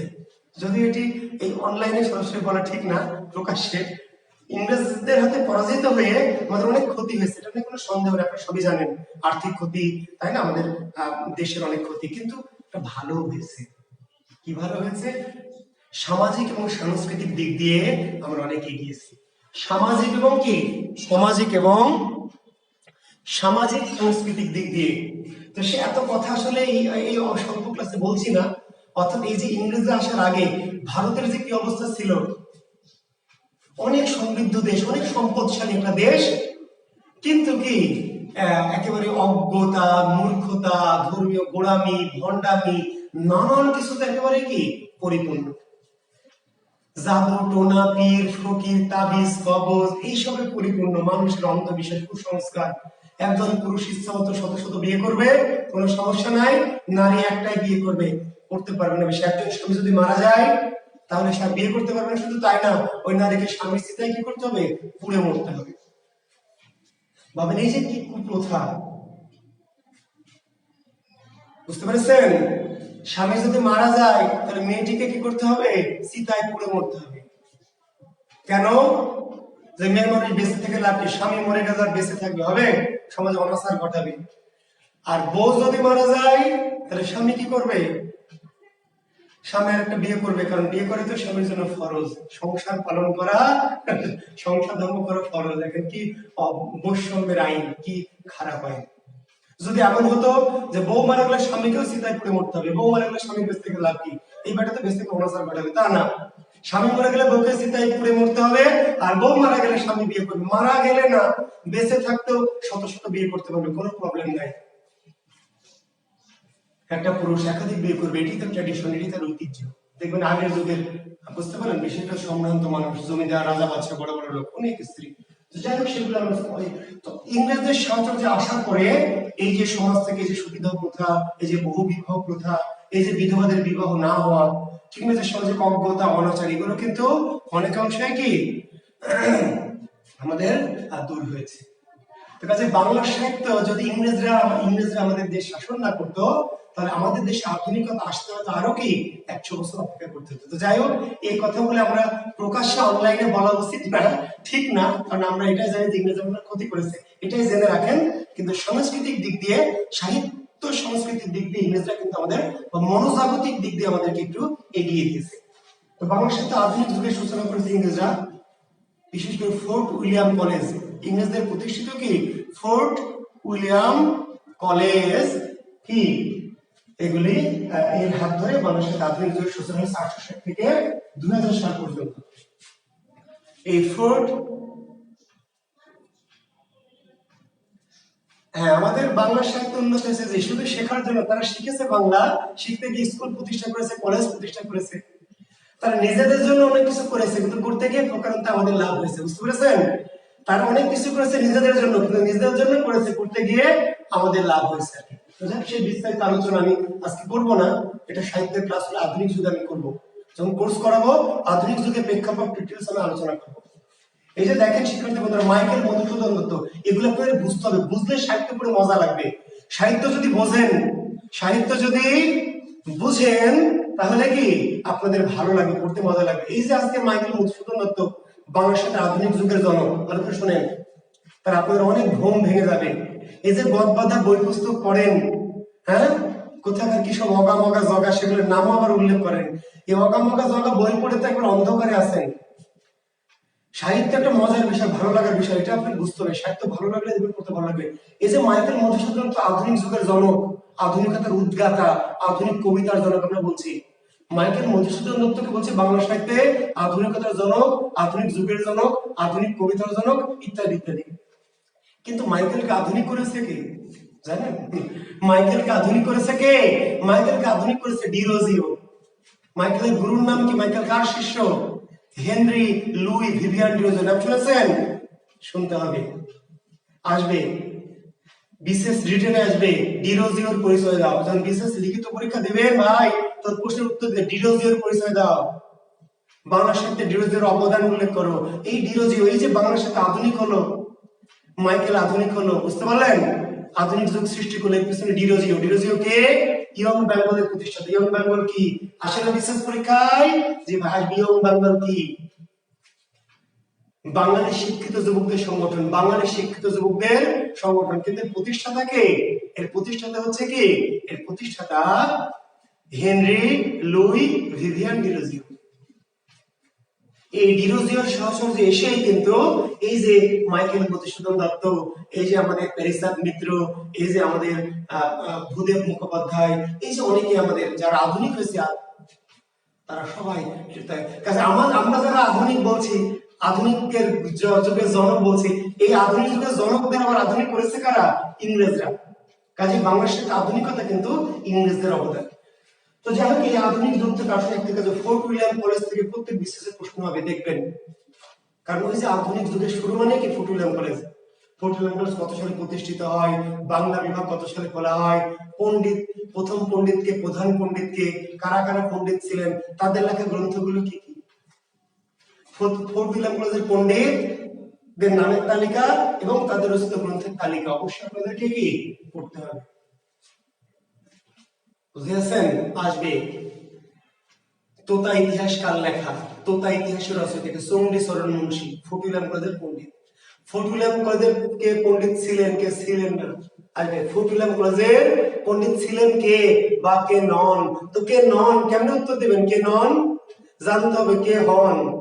কে কে কে হন? এই হন হন জানলে উত্তর দিতে পারবেন কে নন। আচ্ছা, ঈশ্বরচন্দ্র বিদ্যাসাগর ফোর্ট উইলিয়াম কলেজের পণ্ডিত ছিলেন না ছিলেন? অনেকে দ্বিধাদ্বন্দ্ব, অনেক জায়গায় ভুলভাল উত্তর দিয়েছে। ঈশ্বরচন্দ্র বিদ্যাসাগর আসলে ফোর্ট উইলিয়াম কলেজের পণ্ডিত ছিলেন না, তিনি ছিলেন মূলত কি সংস্কৃত কলেজে। ভালো করে শুনবেন, ঈশ্বরচন্দ্র বিদ্যাসাগর মূলত পণ্ডিত ছিলেন কোথাকার? সংস্কৃত কলেজ, কলকাতার সংস্কৃত কলেজ। বিদ্যাসাগর সংস্কৃত কলেজের শিক্ষার্থী ছিলেন এবং ওই কলেজের পরবর্তীতে তিনি কি অধ্যাপক ছিলেন। এবং এই যে বিদ্যাসাগরের উপাধিটা দিয়েছে কে? সংস্কৃত কলেজ। তার লেখাপড়ার কৃতিত্বের জন্য, তার জ্ঞানের প্রতিভা বহর দেখে সংস্কৃত, কলকাতা সংস্কৃত কলেজ ঈশ্বরচন্দ্রকে বিদ্যাসাগর উপাধি দিয়েছে। তিনি ছিলেন ওখানকার, পরবর্তীতে তাকে সেখানে কি শিক্ষক হিসেবে নিয়োগ দেয়। আগে যদি নিয়ম ছিল যে সবচেয়ে মেধাবী ছাত্র সে শিক্ষক হবে, আর এখন উল্টা, সবচেয়ে মেধাবী ছাত্র শিক্ষক হয় না, কে হয়? পুলিশ হয়, তারপরে কি হয়? ম্যাজিস্ট্রেট হয়। জি। তো যাই হোক, সবচেয়ে ভালো যে ব্রিলিয়ান্ট স্টুডেন্ট সবচেয়ে, তাকে আগের যুগে কি করতো? বিশ্ববিদ্যালয়ের শিক্ষক, কলেজে শিক্ষক নিয়োগ দিত। কেন? কারণ এই তো জাতিকে শিক্ষার আলো ছড়াতে পারবে। এখন কি তাই হয় ভাই? এখন তো রাজনৈতিক পরিচয় লাগবে, মামা খালু লাগবে, মন্ত্রী এমপি লাগবে, টাকা পয়সা লাগবে, অনেক কিছু দিয়ে রাজনৈতিক সামসামি লাগবে, এই দিয়ে তো টিচার হচ্ছেন। তো কাজে সে ছাত্র আপনাকে কি শেখাবে? সেই শিক্ষক আপনাকে কি শেখাবে? সবাইকে বলছি না আমি, অনেকে দুই চারজন ভালো হয়তো আছেন, কিন্তু আগের যুগের শিক্ষকরা কেন তো সেরা ছিলেন? কারণ তাদের মেধার ভিত্তিতে শিক্ষক নিয়োগ দেওয়া হতো। যাই হোক, এত পেশাল পেরে লাভ হবে না কিছু। তো বোঝাচ্ছিলাম যে কথাটি, কি যেন বলছিলাম, যে এই যে ঈশ্বরচন্দ্র কোথায় কোথায়, হ্যাঁ, ফোর্ট উইলিয়াম কলেজের পণ্ডিত, পণ্ডিতদের নামের তালিকা। ঈশ্বরচন্দ্র বিদ্যাসাগর সংস্কৃত কলেজের পণ্ডিত ছিলেন, কিন্তু তিনি কি করতেন? তিনি মাঝে মধ্যে বিশেষ গেস্ট স্পিকার হিসাবে ফোর্ট উইলিয়াম কলেজে যেতেন, স্পেশাল ক্লাস। বুঝতে পারলেন? তাহলে ঈশ্বরচন্দ্র বিদ্যাসাগর মূলত কোথাকার শিক্ষক ছিলেন? সংস্কৃত কলেজের। তিনি ফোর্ট উইলিয়াম কলেজের পণ্ডিত নন, কিন্তু তিনি কখনো কখনো ফোর্ট উইলিয়াম কলেজে তাকে অতিথি করে নিয়ে যাওয়া হতো একটি লেকচার দেওয়ার জন্য। তো সেই হিসাবে সেখানকার অধ্যাপক হিসেবে কেউ কেউ বলেন, কিন্তু তিনি মূলত সংস্কৃত কলেজের অধ্যাপক। জি। তো এই কলেজের অধ্যাপক ছিলেন আমাদের ওই যে বললাম যে উইলিয়াম কেরি, তারপরে কি রাম বসু, তারপর চণ্ডীচরণ মুন্সী, তারিণীচরণ মিত্র, হ্যাঁ, তারপরে তারাচরণ শিকদার, এই ফোর্ট উইলিয়াম কলেজের পণ্ডিত, এদের নামের তালিকা আমাদেরকে কিন্তু পড়তে হবে এবং তাদের লেখা গ্রন্থ পড়তে হবে। জি। তো সেগুলি আচ্ছা, আধুনিক যুগে এসে তারপর শুরু হলো ঈশ্বরচন্দ্র গুপ্ত, ঈশ্বরচন্দ্র গুপ্ত, ঈশ্বরচন্দ্র বিদ্যাসাগর। আমি কিছু লেখকের নাম আপনাদের বলে দিচ্ছি আপাতত, যে লেখকগুলি অতি গুরুত্ব দিয়ে পড়বেন। আর আমি যখন কোর্সগুলি করাবো, এই লেখকদের ধরে ধরে আমি আলোচনা করবো ইনশাল্লাহ। আর আপাতত আজকে আমি কিছু লেখক বলছি, অতি গুরুত্বপূর্ণ কিছু লেখক, এবং যেগুলো পিএসসি কিন্তু সিলেবাস ভিত্তিক লেখক। বুঝতে পারলেন? পিএসসির সিলেবাসে কিন্তু কিছু লেখকের কি নামের তালিকা দেওয়া আছে। তো তালিকাটি সম্ভব হলে তালিকা করবেন। ঠিক আছে? জি। স্যার সলোমন কোর্সটি শেষ হওয়ার সাথে সাথে সাহিত্য কোর্সটি, হ্যাঁ এই কোর্সটির সাথে পরপর ইনশাআল্লাহ সাহিত্য কোর্সটি চালু করবো ইনশাআল্লাহ। কথা চলছে। শিক্ষার্থী বন্ধুরা, আমি যে কথাটি বলতে চাচ্ছি, আপনাদের কিন্তু এই যে আধুনিক যুগের সাহিত্যিক যারা, তাদের কিন্তু একটা তালিকা আছে, জানেন কি? মানে বিসিএস কর্তৃক একটা সাহিত্যিকদের তালিকা আছে 11 জন, 21 জন লিখে দিচ্ছে 11 জন। এই 11 জনের তালিকাটা ভালো করে পড়তে হবে। তাহলে 11 জনের বাইরে কি প্রশ্ন হবে না? হবে। ঝামেলা কোথায়? 11 জন লিখে বলা আছে অন্যান্য। খোরশেদ আলম সহ অন্যদের সবাইকে বলছি, পিএসসি 11 জন লেখকের একটা তালিকা দিয়েছে, যাদেরকে আমি বলছি পিএসসি সিলেবাসভুক্ত লেখক। পিএসসির সিলেবাসভুক্ত লেখক 11 জন। ওরা 11 জন তো পড়তে হবে, তাহলে এর বাইরে আর পড়তে হবে না। জি, ওর বাইরে, কারণ পিএসসি বলে দিয়েছে 11 জনের নামের তালিকার পরে বলা আছে কি অন্যান্য। তো 11 জন অন্তত লিখে দিই। আপনারা যাদের কাছে বাংলা কোষ বইটি যারা নিয়েছেন, এই বইটি অনেকেই নিয়েছেন আমি জানি, আমাকে ওই প্রকাশনী থেকে ফোন দিয়েছিল, অনেকেই নিয়েছেন। তো যারা নিয়েছেন তারা একটু বইটা বের করে ফেলবেন। 463 পেজ, যাদের কাছে বইটা আছে তারা একটু এখন দ্রুত বের করে ফেলবেন। 463 পেজে আমি এই লেখকের নামের তালিকা, সিলেবাসটি দেওয়া আছে, বিসিএস এর এই সিলেবাসটি দেওয়া আছে। জি, এই যে আপনারা অনেকে নিয়েছেন, এবং যারা নেননি অবশ্যই যারা অ্যাকচুয়ালি বিসিএস দিবেন ভাই, অতি দ্রুত নেবেন, কারণ এই বইটাতে সাহিত্যের যে গুরুত্বপূর্ণ আলোচনাগুলি আছে আপনাদের খুবই কাজে লাগবে। অতি দ্রুত, যে কদিন সময় পাবেন যদি এই বইয়ের সাহিত্য অংশটি মনোযোগ দিয়ে পড়েন, আমি আপনাদের নিশ্চয় মিথ্যা আশ্বাস দেইনি, এটুকু নিশ্চিত থাকেন যে আপনারা যদি মনোযোগ দিয়ে এই বাংলা কোষ বইটি সাহিত্য অংশটি পড়েন, আমার ধারণা বিশেষ প্রিলিমিনারি দিয়ে আপনি আমাকে ফোন দিবেন যে স্যার আপনার এই বইটা আমাদের কাজে লেগেছে, আমার বিশ্বাস ইনশাআল্লাহ। তো যাদের কাছে এখন আছে, আপাতত যারা নিয়েছেন অলরেডি, 463 পেজ বের করে দেখেন নামের তালিকাটা আছে, তাদের লেখার দরকার নেই। যাদের নাই তারা একটু লিখে নেবেন। প্রথম লেখকের নাম কি দেখেন, ঈশ্বরচন্দ্র গুপ্ত।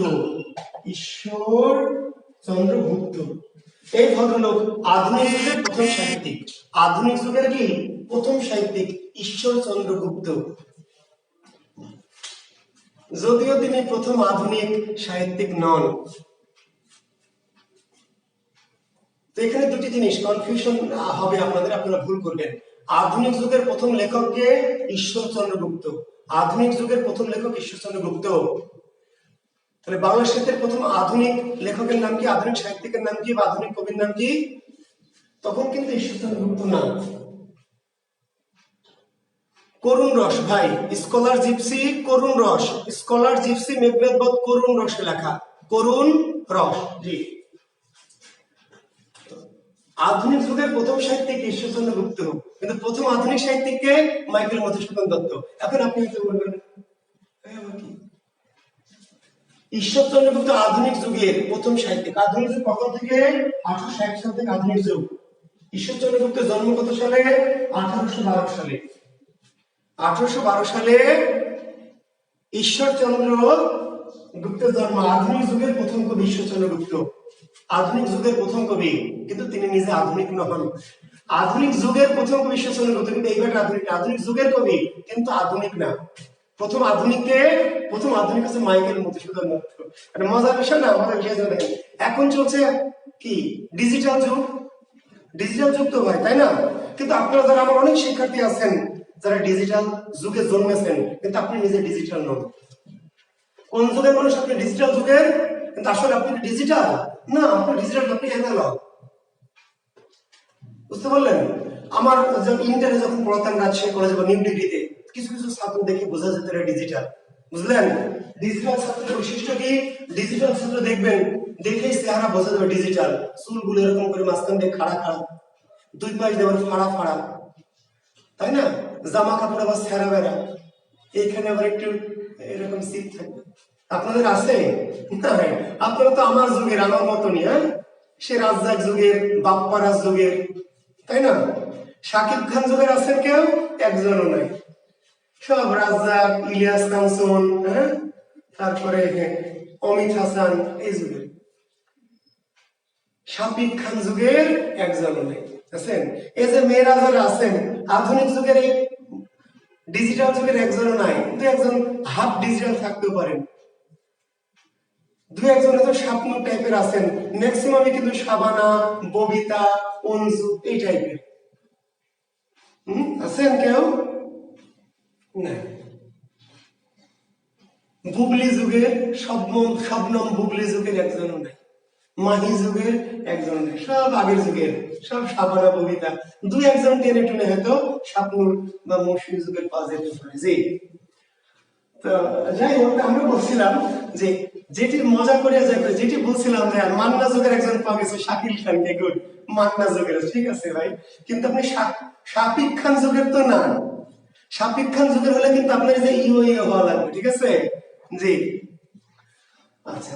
তো আমরা বলছিলাম ঈশ্বরচন্দ্র গুপ্ত আধুনিক যুগে জন্মেছেন। কোন যুগে জন্মেছেন? আধুনিক যুগে। কারণ 1812 সাল তো মধ্যযুগ না, 1812 সাল কোন যুগ? আধুনিক যুগ। ঈশ্বরচন্দ্র গুপ্ত জন্মেছেন কোন যুগে? আধুনিক যুগে। কিন্তু এই ব্যাটা আসলে আধুনিক না, জন্মালেন আধুনিক যুগে কিন্তু আধুনিক নন। তাহলে কি প্রাচীন? আধুনিক যুগের মানুষ প্রাচীন কেমনে হবে?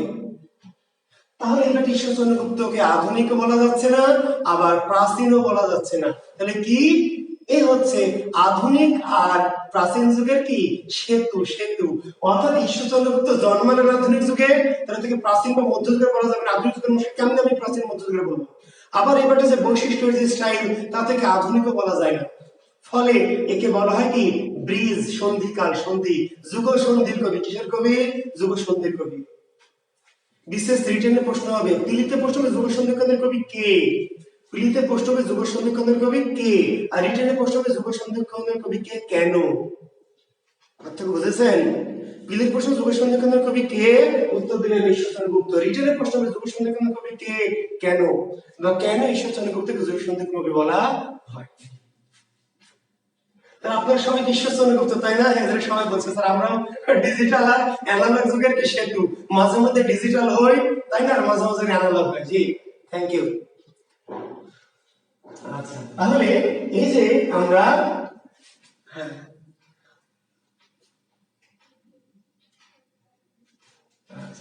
তো এই যে আর প্রথম আধুনিক সাহিত্যিক, বাংলা সাহিত্যের প্রথম আধুনিক কবি বা প্রথম আধুনিক যিনি আধুনিকতার জনক, আধুনিকতার স্রষ্টা, আধুনিক কবিতার স্রষ্টাকে মাইকেল মধুসূদন দত্ত।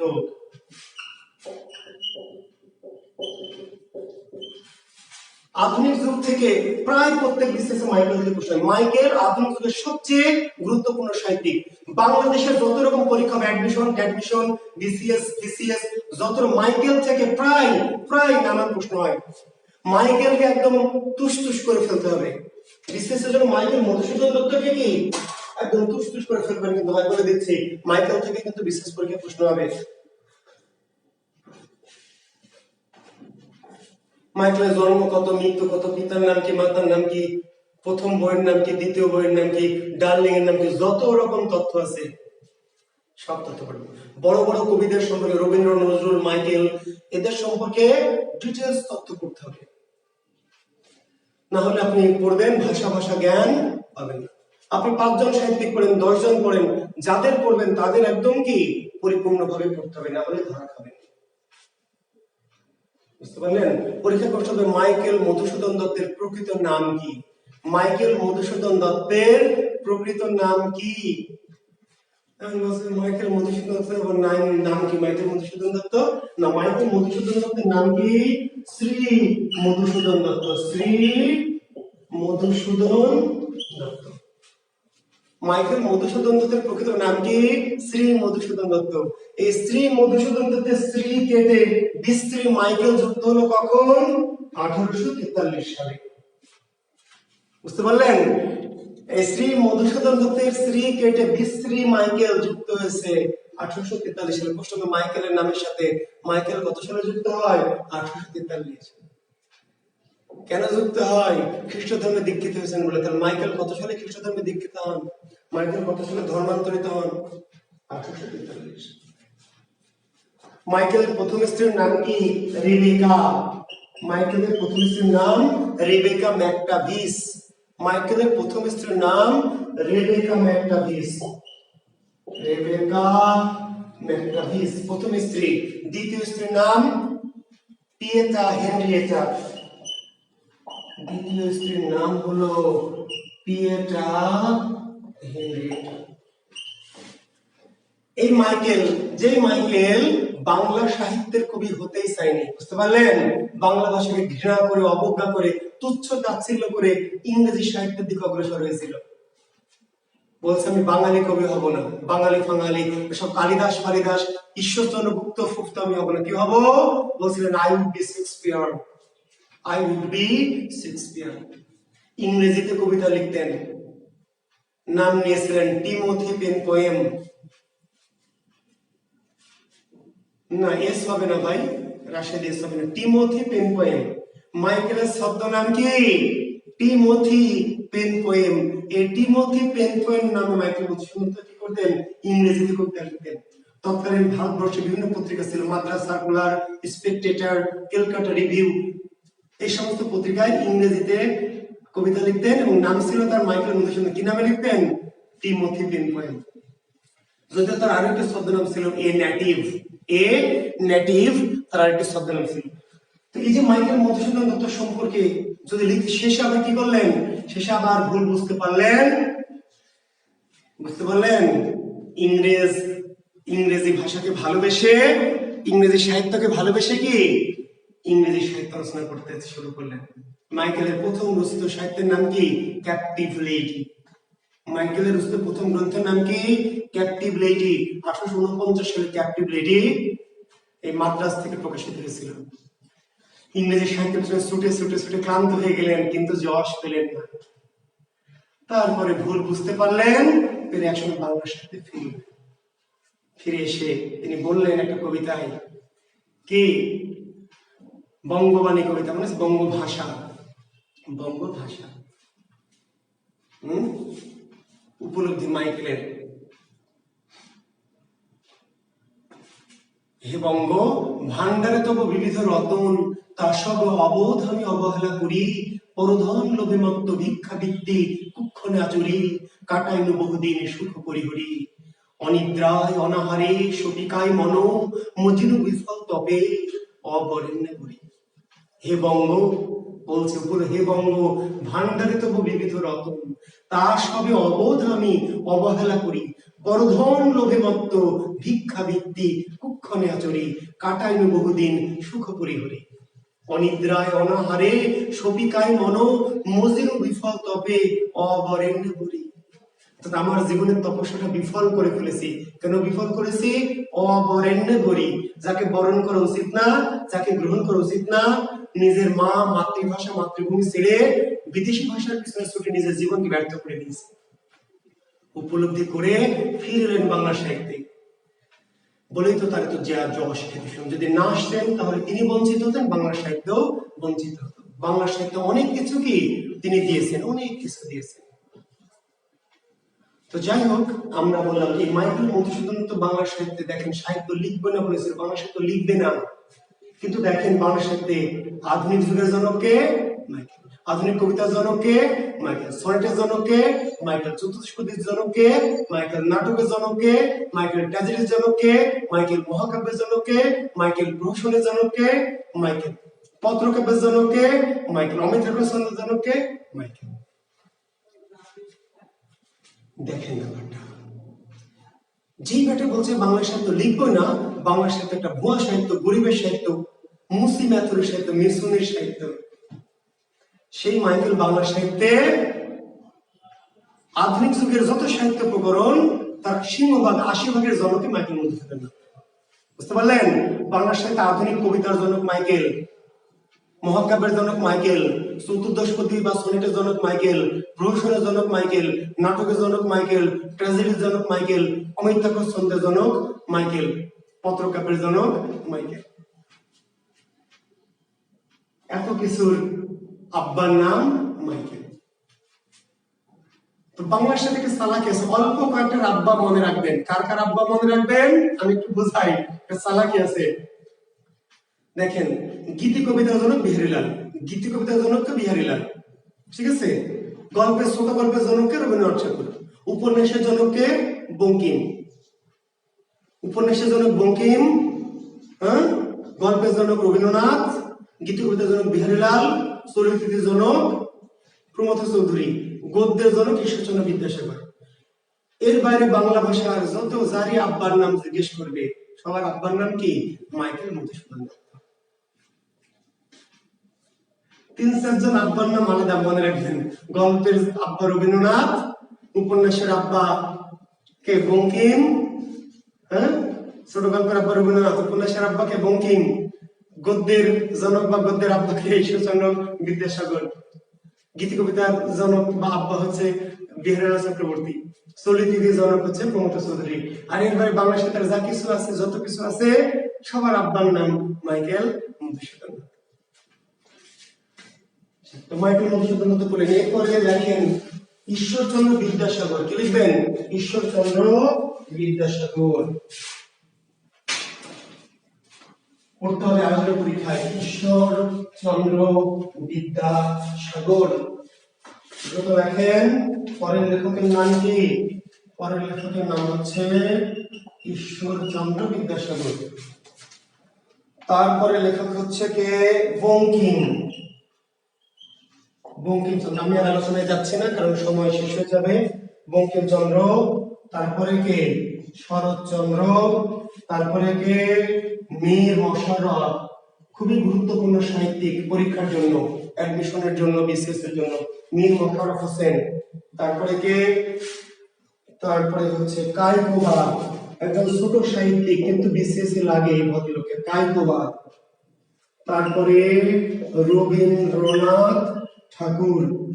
তারপরে হচ্ছে প্রমথ চৌধুরী। প্রমথ চৌধুরী কিন্তু পরীক্ষায় প্রশ্ন হবে, যে পিএসসি তালিকাভুক্ত লেখক।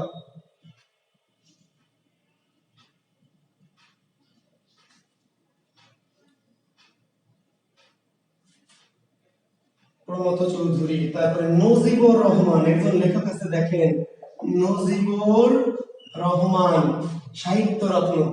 একটু কম গুরুত্বপূর্ণ লেখক, পিএসসি তালিকায় আছে। নজিবুর রহমান, সাহিত্য রত্ন। জীবনানন্দ দাশ, জীবনানন্দ দাশ। তারপরে হলো কে? কাজী নজরুল ইসলাম। তারপরে ফারুক আহমদ, তারপরে জসিমউদ্দিন। একটু দয়া করে লিখে নেন।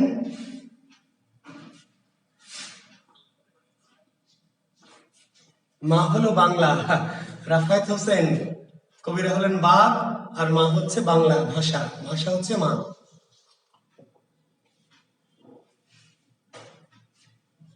এক, দুই, তিন, চার, পাঁচ, ছয়, সাত, আট, নয়, 10, 11, 12, 13, 14। জি, 14 জন। এর মধ্যে অনেকে নজিবুর রহমান, সাহিত্য রত্ন এবং কায়কোবাদকে বাদ দেয়, কিন্তু এইরা সবাই যে বিএসসির যে তালিকা, আমি তালিকা থেকে কিন্তু উল্লেখ করছি।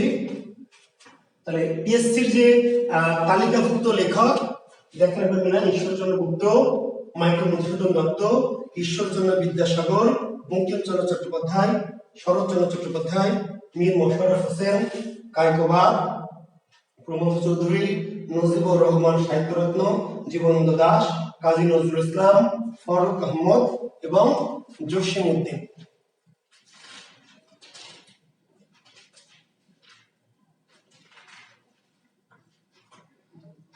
এই হচ্ছে আমাদের কে? পিএসসির তালিকাভুক্ত লেখক। কিন্তু ঝামেলা হলো এর সাথে লেখা আছে কি? অন্যান্য। কি লেখা আছে? অন্যান্য।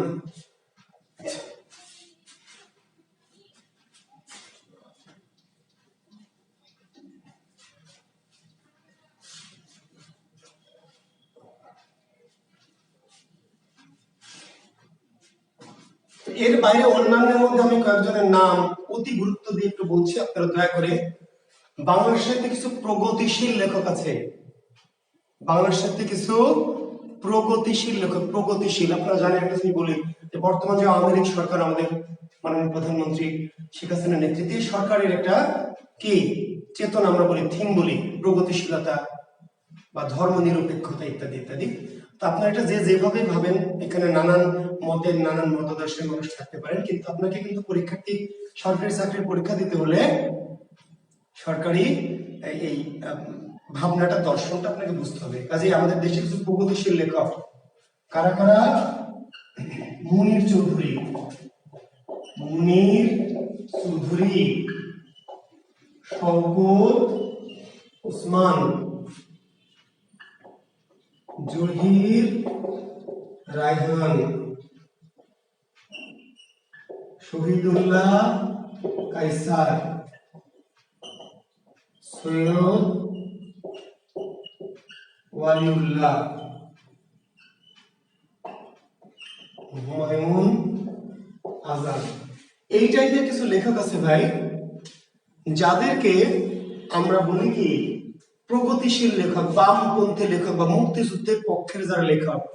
মুনির চৌধুরী, শওকত ওসমান, জহির রায়হান, শহীদুল্লাহ কায়সার, সৈয়দ ওয়ালিউল্লাহ, হুমায়ুন আজাদ। দেখবেন মুনির চৌধুরী থেকে বা শওকত ওসমান থেকে, হুমায়ুন আজাদ থেকে মাঝে মাঝে প্রশ্ন হয়, যদিও তালিকা নেই, কিন্তু যে অন্যান্যের মধ্যে এই ধরনের প্রগতিশীল লেখকগুলি কিন্তু পরীক্ষায় থাকবে, একটু মাথায় রাখবেন। জি, আর বাংলা সাহিত্যে দুই তিনজন আপা মনে আছে, আমরা যাদের বলি নারী সাহিত্যিক। কি বলি? নারী সাহিত্যিক। নারী সাহিত্যিক, নারী সাহিত্যিকদের তিন চারজন, তার মধ্যে কি সুফিয়া আপা, সুফিয়া আপা, তারপরে রোকেয়া আপা, তারপরে হলো কি সেলিনা আপা, স্বর্ণকুমারী দিদি। সুফিয়া আপা, রোকেয়া আপা, সেলিনা আপা, স্বর্ণকুমারী দিদি। হ্যাঁ, পরীক্ষায় নারী সাহিত্যিক বলে, নারী সাহিত্যিক। রাবেয়া খাতুন, কে আছে? রাবেয়া খাতুন। হ্যাঁ, একজন ভালো একটি বলেছেন ইলিয়াস, আখতারুজ্জামান ইলিয়াস, ঠিকই বলেছেন, আখতারুজ্জামান ইলিয়াস। আরো একজন তার এই তালিকায় যুক্ত করতে হবে, সত্যেন সেন। আখতারুজ্জামান ইলিয়াস, সত্যেন সেন। জি, ইতিদে আমার আরো 5 মার্ক বাকি আছে। ইতিদে, জি, ফারুক আহমেদ মুক্তিযুদ্ধের পক্ষের ছিলেন কিনা সেটা তো আমি মুক্তিযুদ্ধের তালিকায় দেইনি ভাই, আমি পিএসসির তালিকায় দিয়েছি। ওই তালিকার সাথে মুক্তিযুদ্ধের তো কোনো সম্পর্ক নাই ভাইরে। থামেন থামেন, আপনাদের কাছ থেকে পরামর্শ নিয়ে তো আমাকে, আমার যে আরো 5 মার্ক আছে সেটাকে আপনারা ভুলে গেছেন। খোরশেদ আলম, শামসুর রহমান, শামসুল হক, ইলিয়াস হোসেন, নীলিমা ইব্রাহিম, যে আমার ভাই আরো 5 মার্ক বাকি আছে ভাই। আমার কিন্তু 10 মার্কের আমি আপনাদের একটা দিয়েছি, এই যে বলেছিলাম 1800 থেকে 2000, এই পর্যন্ত 10 মার্ক ভাই। আমার আরো 5 মার্ক বাকি আছে ভাই, 5 মার্ক। এই 5 মার্ক কোথা থেকে ভাই? এই 5 মার্ক বলা হচ্ছে, লেখেন, সাময়িক সাহিত্য। 5 মার্কটি সাময়িক সাহিত্য। জি, এইবার লাইনে আসেন। জি, রোকেয়া আপা আছে, সুফিয়া আপা, রোকেয়া আপা, সেলিনা আপা, স্বর্ণকুমারী দিদি, রাবেয়া আপা। আপাদের বাদ দিলে কি চলবে? জি, এই যে দেখ, সুভা রতন বিশ্বাস, এই গরু দেখ, সন্ধি হবে না। সুভা রতন গরু, সন্ধি মেলা আগে হয়ে গেছে প্রথম দিকে। এই যে শেষে 5 মার্ক আরো আমার আছে ভাই, সেই 5 মার্কের প্রশ্ন 5টা প্রশ্ন হবে কোথা থেকে? সাময়িক সাহিত্য। সাময়িক মানে বোঝেন? সাময়িক মানে যে এখন যারা বেঁচে আছে 2000 সালের পরে, এই 2001 সাল থেকে এই যে 2021 সাল পর্যন্ত, 2001 সাল থেকে 2021 সাল পর্যন্ত কি পরীক্ষায় 5টি প্রশ্ন হবে। এর মধ্যে হুমায়ুন আহমেদ, এর মধ্যে সব্যসাচী লেখক সৈয়দ শামসুল হক, এর মধ্যে নির্মলেন্দু গুণ, এর মধ্যে ওই যে আমাদের শাহজালাল বিশ্ববিদ্যালয়ের যে আমাদের স্যার জাফর ইকবাল, এর মধ্যে আমাদের এখন এই যে ইমদাদুল হক, বুঝতে পারলেন? এবং তার সাথে আরো বাংলাদেশের বর্তমান সময়ে যারা লিখছে, এবং দেখবেন সবাই ভালো করে শুনেন, কিছু কিছু লেখকের নাম এমনই আসে বিসিএসসি আপনি জীবনে শুনেননি, এমন কিছু পান না, হঠাৎ করে দু একটা প্রশ্ন দেখবেন। এমন একটা গ্রন্থের নাম আসছে, এমন একজন লেখকের নাম আসছে আপনি জীবনে শুনেননি। তো এগুলো কোথা থেকে আসছে ভাই? এই যে সাময়িক যুগ, সাময়িক যুগ, বর্তমান এমন কিছু লেখক আছে যে আপনি খুঁজে পাবেন না, এই ধরনের তথ্য কোথাও নাই। কবি ওমর আলী, পাবনার কবি, আসবে, আপনি হয়তো চেনেন না। রাজশাহী বিশ্ববিদ্যালয়ে অনিক মাহমুদ, কবি অনিক মাহমুদ, আপনি হয়তো জানেন না। বুঝতে পারলেন? তো অনেক কবি সাহিত্যিক আছে, জি, অনেক কবি সাহিত্যিক আছে যাদের সম্পর্কে আধুনিক যুগের এই সময়ের যারা বেঁচে থেকে সাহিত্য লিখছে, হাসান হাফিজ, হ্যাঁ, তারপরে অনিক মাহমুদ, জুলফিকার মতিন, হ্যাঁ, কিংবা আমাদের ওই যে বললাম যে আমাদের মোহাম্মদ জাফর ইকবাল, হ্যাঁ, আমাদের হচ্ছে আনিসুজ্জামান। তাহলে এই যে আনিসুজ্জামান থেকে প্রশ্ন হবে না? হবে। তাহলে প্রশ্ন এগুলো হবে, কেন হবে? যে কোনো সমস্যা নেই। দেখেন একই ধরনের পরীক্ষা প্রশ্ন হবে এবং স্বপ্ন ক্ষুধা গ্রন্থের রচয়িতাকে, এবং স্বপ্ন ক্ষুধা এই গ্রন্থের রচয়িতাকে। এখন এটা আমি ছাড়া আর আমার বউ ছাড়া দুনিয়ার আর কেউ জানে না। কেন জানে না? কারণ এটা আমার লেখা বই। তো এইটি প্রশ্ন আমি করতে পারি, বিএসসি যদি আমাকে করতে দেয় তাহলে আমি করতে পারি। আমার কোনো বন্ধুর একটা গ্রন্থ বা আমার নিজের গ্রন্থ বা কোনো স্যারের গ্রন্থ আমি দিয়ে দিতে পারি। কোন কোঠায় দিতে পারবো? এই যে 5 মার্কের কোঠা। দু একটি বইয়ের নাম দেখবেন থাকবেন, দেখবেন কালো বিড়াল টাইপের, হ্যাঁ, কালো বিড়াল, এইটা একটা গ্রন্থের নাম এসছে না? জি, আপনি জিন্দেগিতে শোনার কথা না, যে একটা প্রশ্ন করেছে ওর কোনো শিক্ষক, ওর কোনো বন্ধু, ওর কোনো বড় ভাই, তাদের লেখা গ্রন্থ, যেটা আপনি জানেন না। তো সমসাময়িক যুগ থেকে 5টি প্রশ্ন যেমন হবে তা না, একটি দুটি হতে পারবে। আমি 5টি এমন আমার নিজের বই দিতে পারবো না, এরকম একটি বা দুটি কোশ্চেন হবে একবার অতি সাম্প্রতিক। আজকে একটা বই বের হয়েছে 19 তারিখের প্রশ্নে, কিংবা হয়তো গত মাসে বের হয়েছে, যে হাসান আজিজুল হক, জি, এই যে সমসাময়িক যুগ, জি, থ্যাংক ইউ ফৌজি ইয়াসমিন। হাসান আজিজুল হক রাজশাহী বিশ্ববিদ্যালয়ের দর্শন বিভাগের শিক্ষক, অনেক বড় একজন সাহিত্যিক, ইনার থেকে প্রশ্ন হবে না? কোথা থেকে? নিজের সমসাময়িক, জি। তো সমসাময়িক যুগে যে 5টি প্রশ্ন, 5টি যে আনকমন থাকবে তা না। হাসান আজিজুল হক থেকে প্রশ্ন নিতে আপনার পারার কথা। হাসান আজিজুল হক, তাই না? নির্মলেন্দু গুণ, হ্যাঁ, তারপরে আমাদের ওই যে আরেকজন কবি মারা গেলেন কিছুদিন আগে, সোনালী কাবিনের লেখক আল মাহমুদ, বুঝতে পেরেছেন? মোহাম্মদ জাফর ইকবাল, হুমায়ুন আহমেদ, এই সমস্ত লেখক থেকে যদি প্রশ্ন হয় তাহলে এখান থেকেও কিন্তু প্রশ্ন হবে 2, 3টা, 4টা, একটা বা দুটি কোশ্চেন হবে অতি সাম্প্রতিক কোন লেখকের লেখা থেকে। তো সেই একটি বা দুটি কোশ্চেন সাহিত্যের একটু কঠিন হবে, তো সমস্যা নেই। একটি বা দুটি অতি সাম্প্রতিক যে বই পুস্তকগুলি সেখান থেকে হবে, হতে পারে। কিন্তু এই 5টির মধ্যে ম্যাক্সিমাম প্রশ্ন থাকবে এই যে আমাদের এই বর্তমানের যারা লেখক আল মাহমুদ, নির্মলেন্দু গুণ, সৈয়দ শামসুল হক, শামসুর রহমান, জি, বুঝতে পারলেন, হুমায়ুন আহমেদ, হ্যাঁ, এই সমস্ত কাজে এখান থেকে আপনাদের 5 মার্ক সমসাময়িক যুগ বা সাময়িক যুগ থেকে। তো আশা করি আপনারা বুঝতে পেরেছেন আমরা সাহিত্য সম্পর্কে আলোচনা করেছি, আর সাহিত্যের আরো অনেক কথা সাহিত্য থেকে, জি, শহীদ কাদরী, জি, থ্যাংক ইউ। আধুনিক যুগে অনেকেই আছে, অনেক নাম, আমি হয়তো এখন তাড়াহুড়া করছি বলে ক্লাস শেষ করবো বিদায়। আধুনিক যুগের অনেক লেখক আছে, তো আমি সব লেখকের নাম এখন বলছি না, আমি কোর্স যখন করাবো তখন আপনাদের তালিকা দিব। সাময়িক যুগে এখন কারা কারা সাহিত্যিক আছেন, আমি সাহিত্যের কোর্স করে তাদের একটা তালিকা দেবো এবং ইনশাল্লাহ তথ্য দেওয়ার চেষ্টা করবো, জি।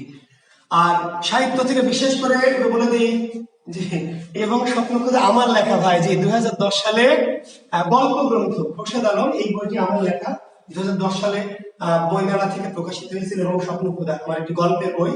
আর আরেকটি কবিতার বই আমি আপনাদের গতদিন দেখিয়েছি মনে হয়, 21শে ফেব্রুয়ারির দিন বা আগের দিন, দুঃখ দুঃখ সুখ সেটাই তো অসুখ, আমার একটি কবিতার বই, জি। সাহিত্যের ক্লাস ইনশাল্লাহ 40টার মতো তো হবে আশা করছি, 40টা ক্লাসের একটা কোর্স। বাংলা সাহিত্যের অলংকার 2টি, শব্দালঙ্কার, অর্থালঙ্কার। প্রধান অলংকার 2টি, মুয়াজ্জেম ও সেন মঞ্জু। বাংলা সাহিত্যের প্রধান অলংকার 2টি, শব্দালঙ্কার, অর্থালঙ্কার। শব্দালঙ্কার আর অর্থালঙ্কার, তবে এর বাইরে আরো অনেক শত শত অলংকার আছে, তাদের শাখা। অলংকার কয়টি বলবেন? 2টি, শব্দালঙ্কার, অর্থালঙ্কার, তবে এদের অধীনে আরো অনেক অলংকার আছে, জি, ইনশাল্লাহ। তো আর সাহিত্য থেকে বিশেষ করে যে আন্দোলন ভিত্তিক সাহিত্যগুলি, আন্দোলন ভিত্তিক শিক্ষার্থী বন্ধুরা, 52 ভাষা আন্দোলন, 69 গণ অভ্যুত্থান, মুক্তিযুদ্ধ ভিত্তিক যত উপন্যাস লেখা হয়েছে সম্ভব হলে, যে অলংকার একটু পড়লে তো হবে না ভাই আবু তালেব, একটু কেমনে পড়াবো অলংকার? অলংকার তো সাধারণ জ্ঞান না ভাই যে এক লাইনে একটা বলে দিব। আবু তালেব অলংকার একটু 1-2 মিনিটে অলংকার যদি পড়ানো যায় তো তাইলে কি আর সাহিত্য কোর্স করানো লাগতো ভাই? তাহলে তো একটা ক্লাসে বলে দিতাম। সাধারণ জ্ঞান তো না ভাইয়া, অলংকার পড়াতে পারবো, ছন্দ অলংকার পড়াবো, কিন্তু সময় লাগবে। জি, ছন্দ অলংকার আমি বুঝাবো, কিন্তু আমার ক্লাসের শিডিউলের সময় লাগবে। সাধারণ জ্ঞানের মধ্যে যেমন এটা প্রশ্ন করলেন কয় প্রকার, বললাম 2 প্রকার। বুঝাই দেন স্যার, এই বোঝানো তো আর এরকম এক লাইনে উত্তর দিতে পারবো না ভাই, কেমনে বুঝাবো বলেন? বোঝানোর জন্য আমার আধা ঘন্টা সময় লাগবে। তো ছন্দ অলংকার নিয়ে কথা বলবো, কোন ছন্দ কোন অলংকার, জি ইনশাল্লাহ কথা বলবো কোর্সের মধ্যে। আর বললাম যে ভাষা আন্দোলন ভিত্তিক গ্রন্থগুলি, তারপরে মুক্তিযুদ্ধ ভিত্তিক গ্রন্থগুলি, সেগুলো দয়া করে একটু পড়বেন। আসবে উপাধি, সাহিত্যিকদের উপাধি, সাহিত্যিকদের ছদ্মনাম, এগুলো একটু দয়া করে সম্ভব হলে পড়বেন। উপাধির ছদ্মনাম, উপজীব্য বিষয়, সাহিত্যের উপজীব্য বিষয়, তো সেটি আমি আলোচনা করতে পারবো। উপজীব্য বিষয়, যে লাল সাল উপন্যাসের উপজীব্য কি, পথের পাঁচালীর উপজীব্য কি, মানে জাতীয় সঙ্গীতের উপজীব্য কি, নেমেসিস নাটকের উপজীব্য কি। না সুমন পাল, ব্যাকরণ শেষ না ভাই, কালকে আবার ব্যাকরণ পড়াবো। আপনারা ক্লাস করেন না, এটাই ঝামেলা। আপনারা নিয়মিত ক্লাস করেন না, মাঝে মাঝে মিস কল মারেন ক্লাসে ঢুকে, এটাই ঝামেলা। নিয়মিত ক্লাস করলে এই প্রশ্নগুলি আসতো না। আপনি ক্লাস করেন না সুমন পাল, মাঝে মাঝে এই যে মিস কল মারেন, ঢু মারেন, স্যার চেহারা দেখার জন্য এই জন্য প্রশ্ন করছেন। ব্যাকরণ শেষ না, কালকে থেকে আবার ব্যাকরণ পড়াবো। জি, তো উপাধি ছদ্মনাম পড়বেন, উপজীব্য বিষয় পড়বেন, ঠিক আছে। আর বাংলার সাথে কিছু সাময়িক পত্র আছে, সাময়িক পত্র। আমার বইটা যারা নিয়েছেন একটা টপিক আছে সাময়িক পত্র। সাময়িক পত্র মানে ওই যে শিক্ষা পত্রিকা, কল্লোল পত্রিকা, বঙ্গদর্শন পত্রিকা ইত্যাদিতে পত্রিকা সম্পাদককে, ঠিক আছে, কত সালে ইত্যাদি ইত্যাদি, এগুলো একটু পড়বেন। সম্ভব হলে চরিত্র পড়বেন। তো আমি অনেক কথা বলতে পারলাম না, কিন্তু টপিক গুলো বলছি। চরিত্র, রতন কোন গল্পের চরিত্র, হ্যান কোন গল্পের চরিত্রগুলো, উল্লেখযোগ্য বাংলা সাহিত্যের চরিত্রগুলো আছে আধুনিক যুগে, বিখ্যাত বিখ্যাত গ্রন্থের চরিত্র এবং উক্তি। উক্তি, পথিক তুমি পথ হারাইছো কোন উপন্যাসের উক্তি, প্রদীপ নিভে গেল কোন উপন্যাসের উক্তি, তুমি অধম তাই বলে মুক্ত হইবে না কোন উপন্যাসের উক্তি, দোহাই তোদের একটু চুপ কর, ভালোবাসিবার করে দেহ বসর কোন উপন্যাসের উক্তি।